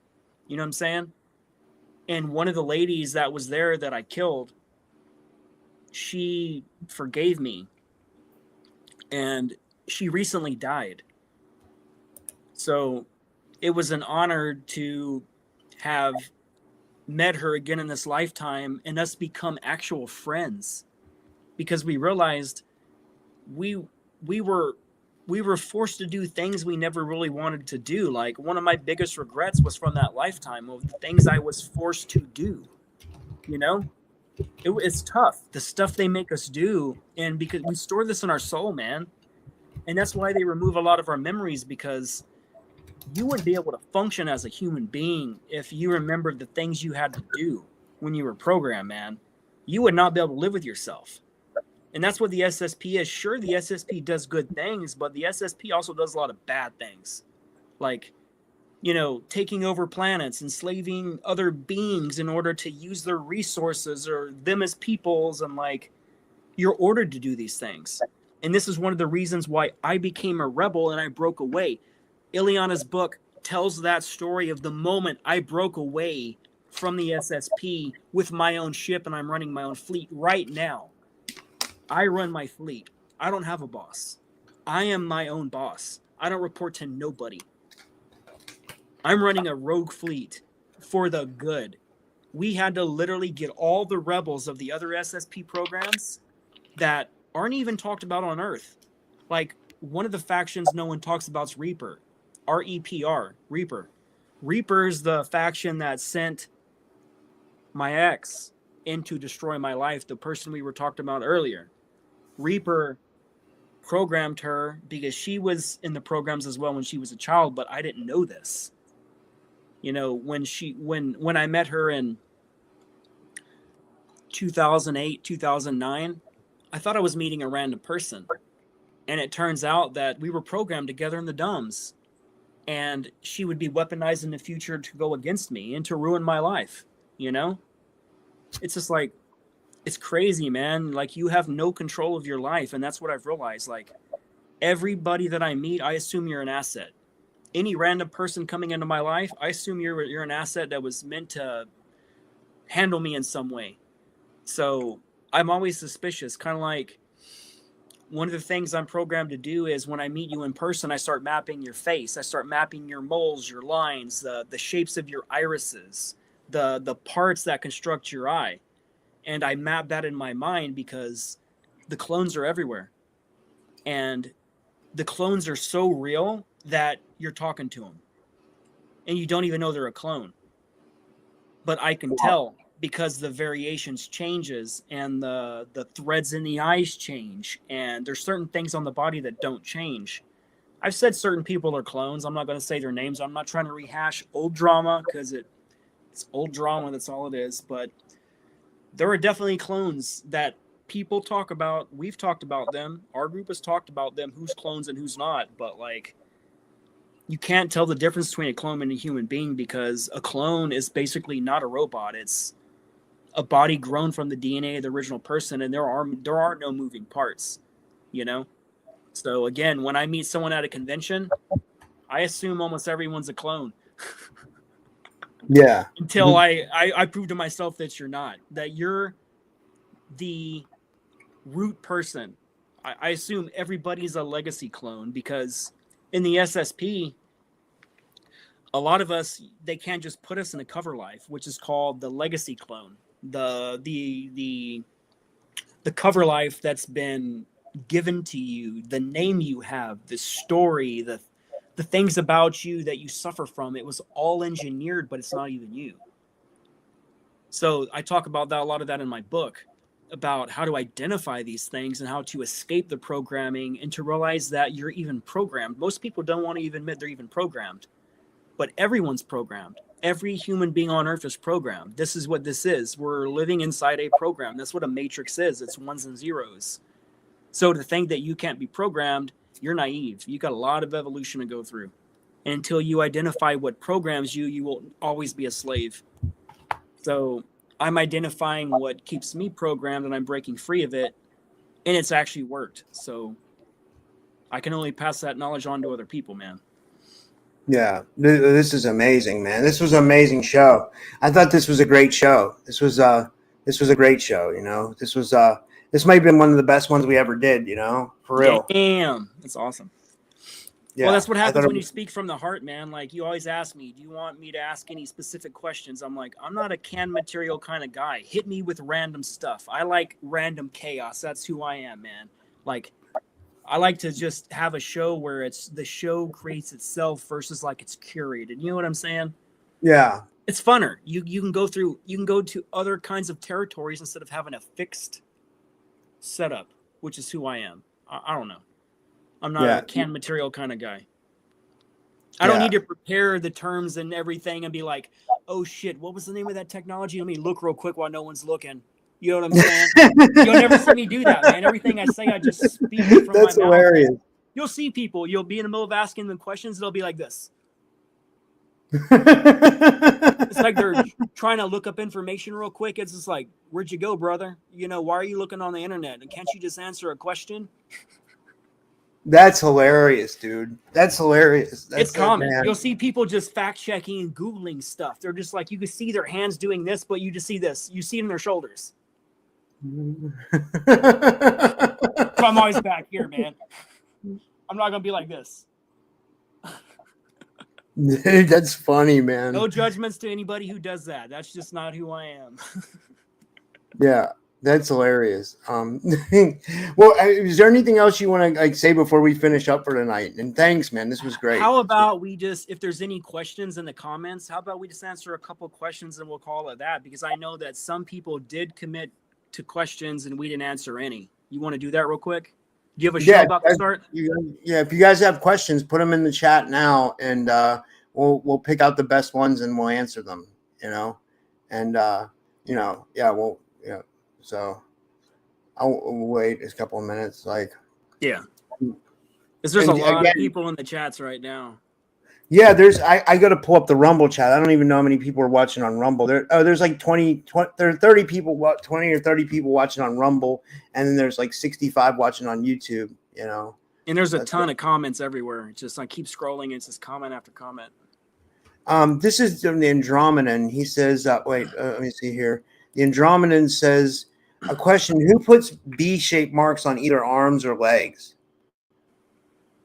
I would say, what's the context? I don't understand the context. Maybe abductions. I would say, because he feels like he has contact. I know that he watches a lot of my shows. I would say this V shape you're talking about. Describe it more. Where is it located? Does it appear in a repeating spot over and over and over? A lot of times when we're taken, you're going to see repetitive areas like injection marks. A lot of SSP people, we always get injected here or on the top of the hand, and you'll see two little micro dots. It looks like you were bit by a spider, but if you look close, it's two circles, not like a fang point. And no matter who takes the photo of it close up, it's the same photo every time. It's the same spacing and everything. And what you're going to notice is you never get an infection. You never have a reaction from getting bit by a spider. None of it. It just goes away.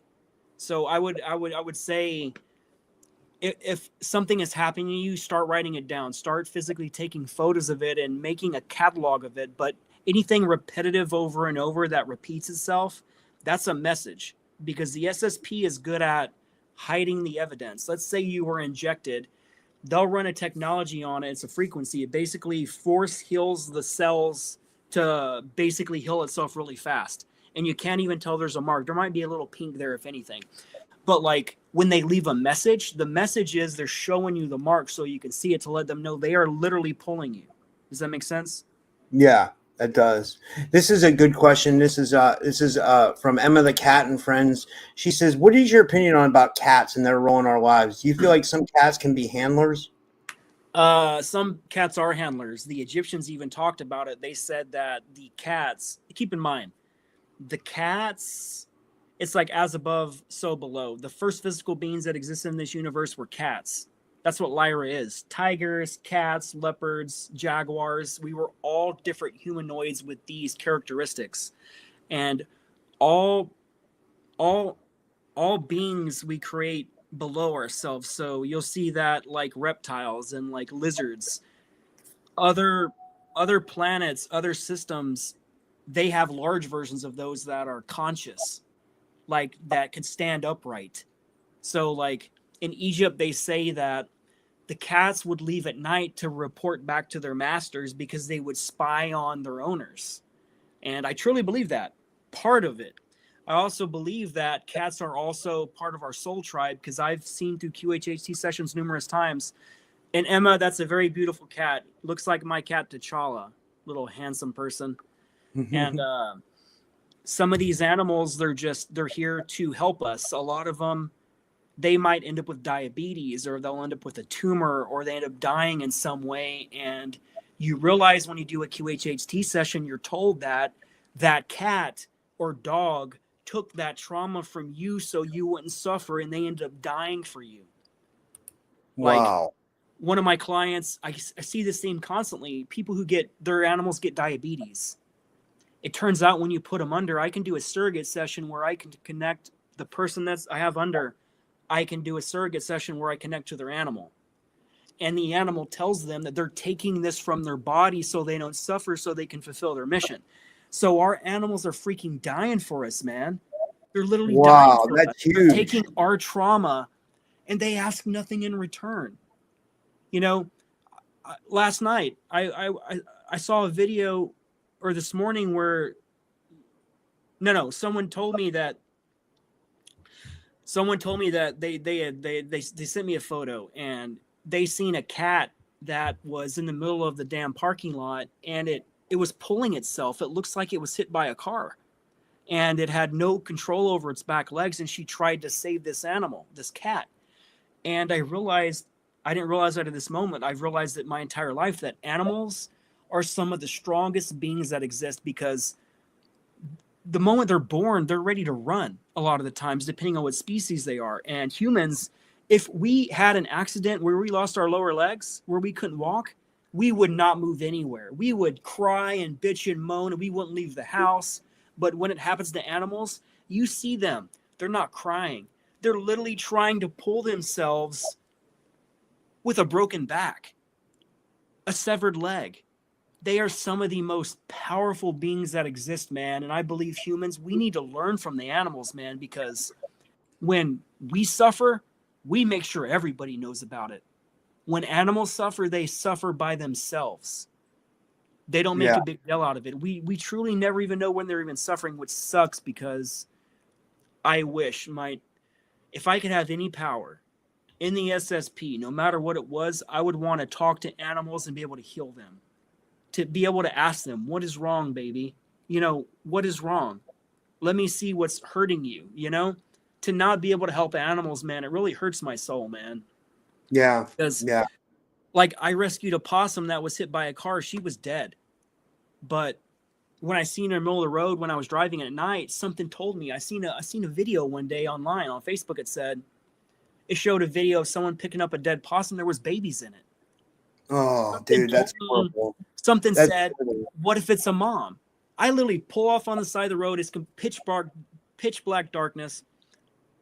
and I have my cell phone lit up, and I noticed the mom's dead. But I noticed there's babies in it, man.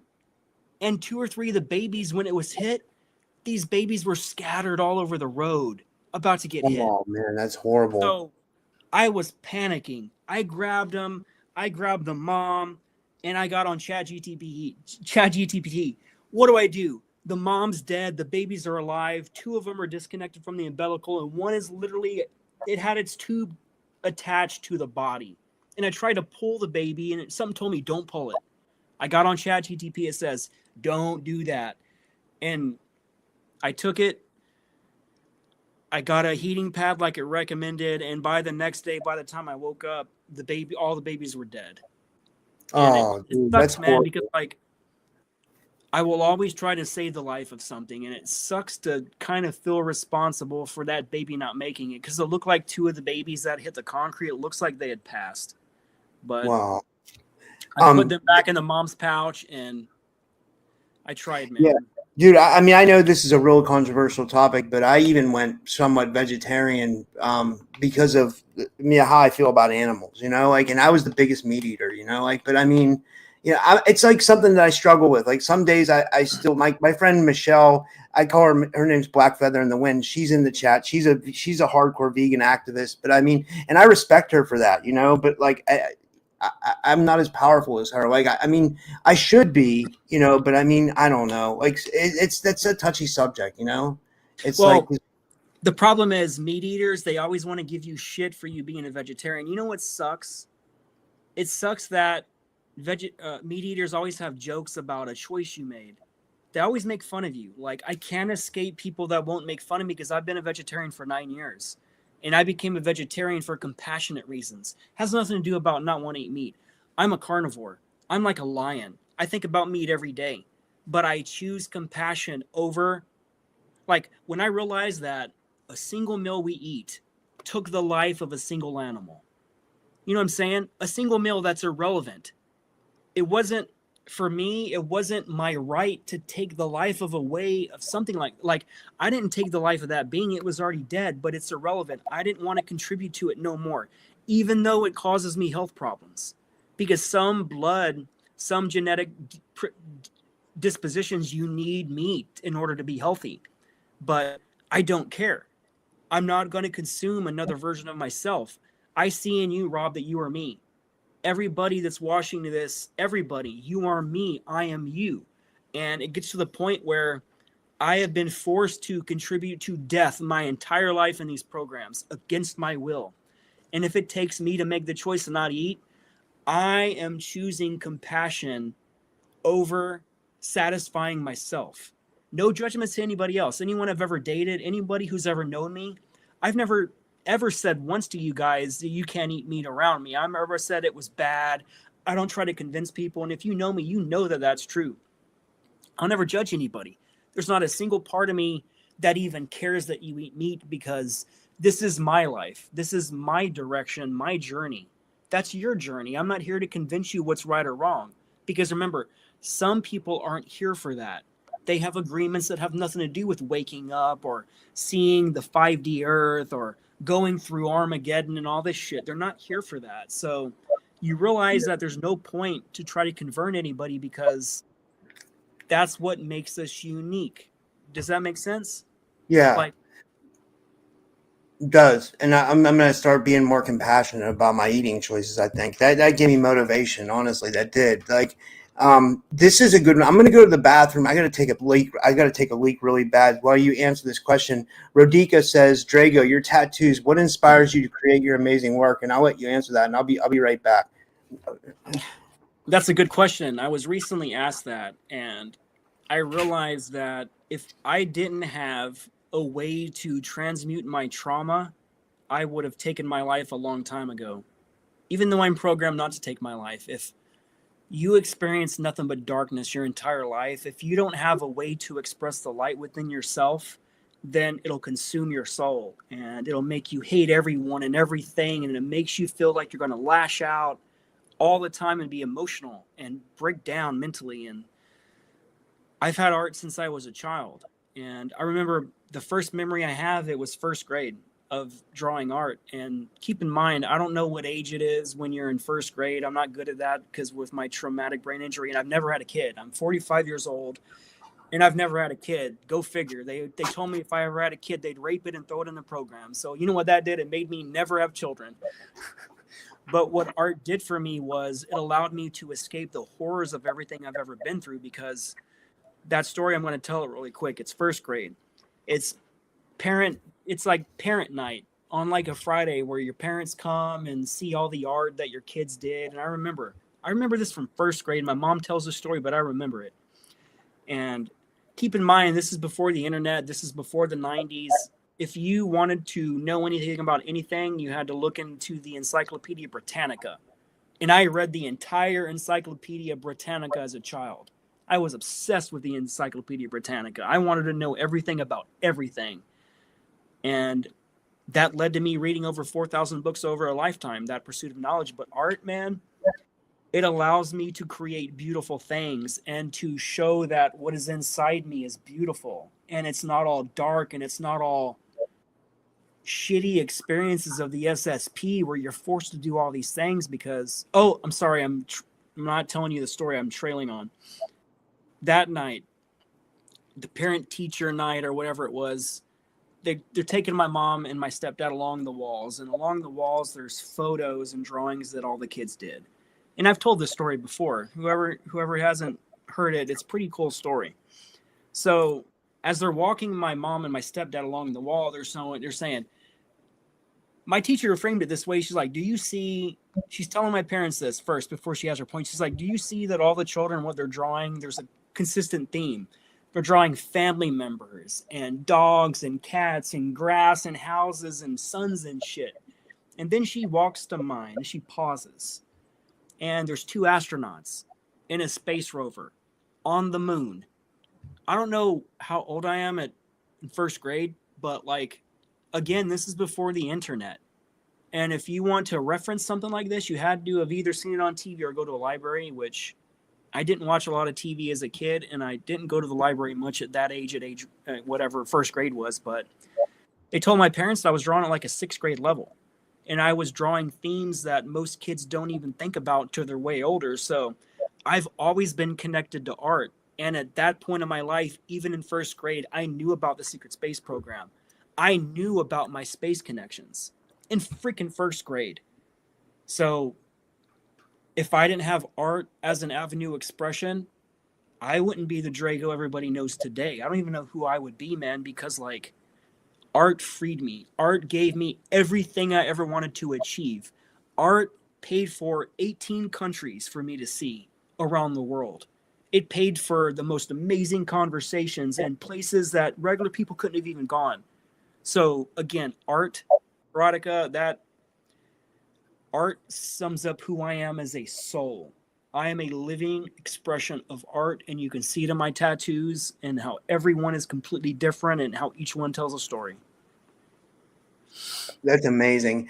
I'll good answer a couple more. This is really good stuff. This is from Mel. Mel says, do gate kids have an association with SSP? Mel, can you define gate kids? Gifted and talented. Okay, Gifted and talented. if you mean Project Talent, it's actually called Project Talent for those who don't know that. Everybody focuses on the talented and gifted. The actual classified name for it is Project Talent. Yes, if you're in Project Talent and you were identified, more than likely you're in the SSP or some kind of Earth-based program, because the Project Talent, the tag program, was designed by the programs to identify assets to put in the programs. It has nothing to do with math or science or being smart. Okay, it has everything to do with being smart, but what it has nothing to do with placing you in college for the future. It has nothing to do with that. So yes, more than likely you're connected to the SSP or Earth-based programs in some way. And the only way to find that out is if you do a QHHT session or have someone remote view it. Yeah, this is a really good one from Sovereign Cosmic Wildman. He was asking me if to get to his question. He says, has Drago seen facial changes in people he talks to that are suspected clones? And If so, did you notice anything? I'll just say, he says, what are those changes? I'll say, did you see anything weird or anything strange or? Without naming anybody specific, is there anybody that you could think of who out of nowhere looks completely different than they did the year before? To the point is where everybody starts questioning and saying, that is not this person. A lot of times when you see something like that, more than likely it's a clone. And I'm seeing that more common in famous SSP people, like gatekeepers. I'm noticing there's a famous woman, and she is definitely a clone. And this new clone it looks nothing like the old clone. Her crow's feet are pretty much gone. And you don't lose crow's feet, man. You get more crow's feet. So like, it's more than the crow's feet. It's subtle differences. The way to notice what a clone looks like is anybody who has like a twin. That's what a clone looks like. You take two twins, put them side by side.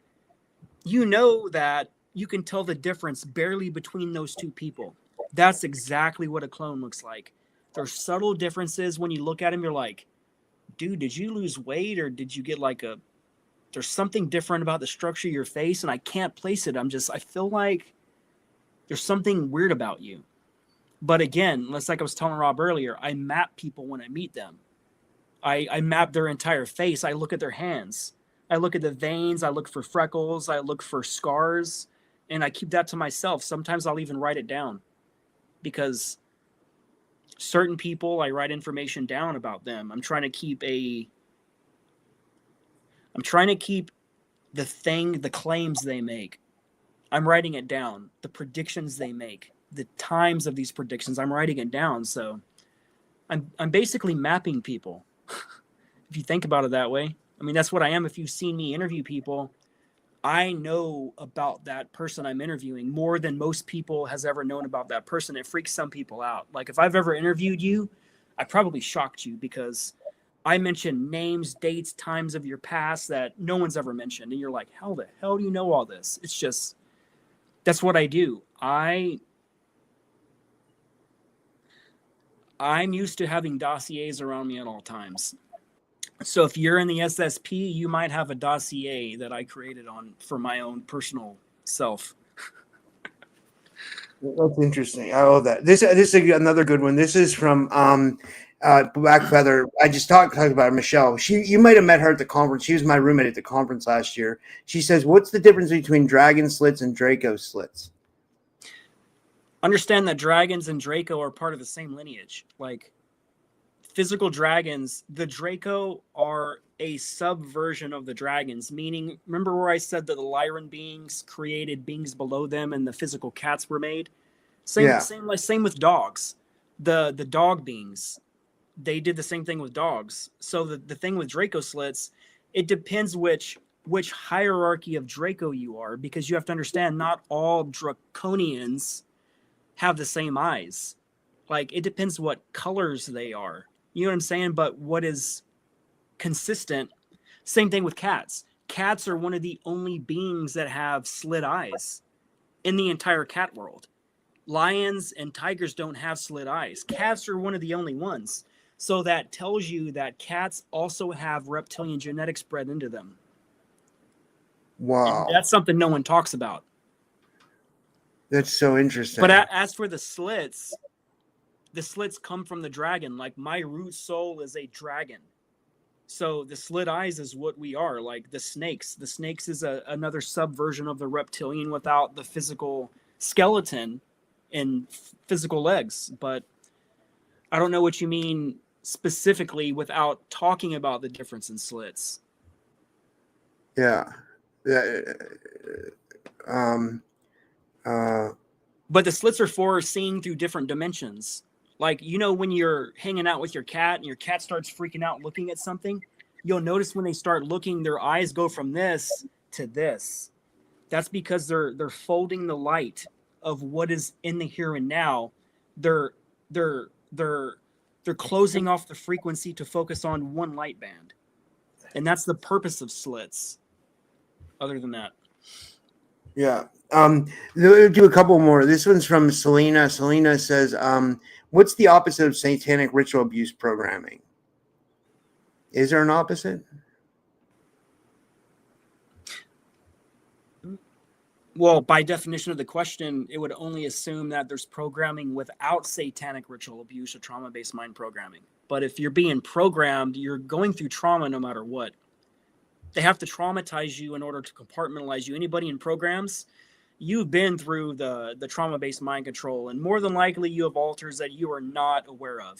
And if you say you don't, you just don't know the truth or extent of what you've been through, because it's kind of mandatory to be in the programs. They can't just have a being come in that retains all its memories. The only way to remove the memories is to shatter the mind into different alters for compartmentalization reasons. But I don't believe there's any positive programming, if that's kind of what you mean, because by default, programming a soul against its will is still bad no matter what. But doing it with satanic ritual abuse, you're attaching other demonic forces to it. You're attaching different gateways and portals to it, and it's very dark shit. So if you're in the SSP, you've been through rituals in the program, and if you don't remember it, God bless your soul. Yeah. I think that's all the questions. I haven't seen if there was any more. Yeah, I think that's it. Yeah. Well, yeah. I guess until next time, we'll get a lot more questions going and maybe do a Q&A. Yeah. We had a lot of questions that I'm surprised. I mean, like, yeah, this is, wait a minute. Is it, what?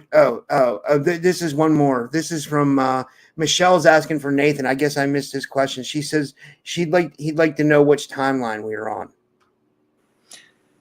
Okay. I want to explain something. One thing I've learned about time travel is that there are numerous timelines. Everybody listening to this right now, you're part of a completely different timeline than the person next to you. So you have to understand, you signed up to experience a very specific end to this opus magnum of an event that's happening right now in the cosmos. And some people only signed up to just experience regular life. This is where the Mandela effects come from. We talked about how depending on what timeline you're from, depends on what you experience. So all these predictions that people are making, it's not compatible with the entire planet, because if you imagine there's 1,000 different timelines running on the planet right now, not a single timeline of the 1,000 will be compatible with the one next to it, because the one next to it has a different ending, a different set of experiences. Like there's a timeline right now on this earth where Hillary Clinton won, and the New World Order came forward. The reptilians uncovered themselves, saying they've been running the entire planet. It's happening right now in front of you. So everybody needs to let go the whole idea of people making predictions and trying to figure out what timeline we're in, because it only applies to you as a person what timeline you're in. Does that make sense? So yeah. Rob's timeline is completely different than Drago's timeline. It doesn't seem that way, but that's how it works. If you get a group of 10 people walking down the street, those 10 people are going to see 10 different buildings, 10 different sets of people, and have 10 different sets of experiences, because we don't bring attention to that building when we walk across it. We're like, hey, look at that red brick building with that sign on that window that says this. We don't do that. So we assume that the people next to us are seeing the same thing. So if that kind of helps you understand more what the timelines are, like for Nathan's timeline is completely different from you, the Earth Grid Rescue Mission. Everybody, it's all different. We're all signed up to experience something different. Yeah. She said she had a question too. I can't remember what she said. So I don't know, Michelle. Yeah, I guess we'll just wrap it up there. Yeah. But dude, this was awesome, man. I really enjoyed this. This was great. This was a great show. Do you want to promote anything, or like anything you want to plug or anything like that before we go? I would just say, guys, if you can make it to the Full Disclosure Now conference, do yourself a favor and just do it. Like, make it happen no matter what, because if you don't, it's going to be one of your biggest life regrets. And if you want to awaken, there's going to be legit psychics there, legit remote viewers, legit experiencers, and you're not going to find it anywhere else. You're going to have to wait another freaking year to do this and come back next year, which is going to freaking suck for you, man. Like, if at that point it is what it is. If you can make it, make it. If not, get the live stream pass. I think the live stream pass is like $120 ish, something like that, and that's for 4 solid days of every speaker. So if you can't come, buy the live stream. That'll be amazing, but you can't buy the conversations that happen after the show. That's why we are going to that show, for our friends and those connections. Other than that, you could find me on fractaloflight.com. I think it says it somewhere along the show on my thing. It says fractaloflight.com. Check out my podcast on Rumble. I got the Rebel Collective, and I have Portal to Another Dimension. Follow those on Rumble if you like it. Say something, man. Follow me on Facebook. Let's be friends. Let's talk about your experiences, man. Other than that. Yeah. And I'll just back up what he said, guys. I'm really trying to go to the Full Disclosure Now conference. You know, I'm going to try to manifest it. There's a coupon in the description. If you use that coupon, you get 17% off your ticket. And also my GoFundMe in there my GoFundMe is in there. So if you want to support the show and you want to support my trip, I promise to bring you guys the best coverage I can with whatever Brian will let me film. I'll try to film. Last year, he let me film parts of the speakers, interviews. I don't know if he's going to want that this year, because he has his own live stream team and stuff like that. But I mean, I'll get you the best coverage. I'll get you side interviews. I got a bunch of side interviews last year. I got interviews with people at the beach. You can go on my channel and look at all those. They're on Rumble, obviously, because YouTube took it down. So, if you want to support independent media that cares about people, support the show, because YouTube's attacking us. They definitely are. So, dude, thanks, Drago. You're awesome, man. Yeah, I really enjoyed talking to you, dude. Honestly, it's always a pleasure, Rob. Yeah. Yeah. Well, thank you, everybody. Have a good night, everybody, and take care. And I'll see you at the conference. Good night, everyone. Till next time.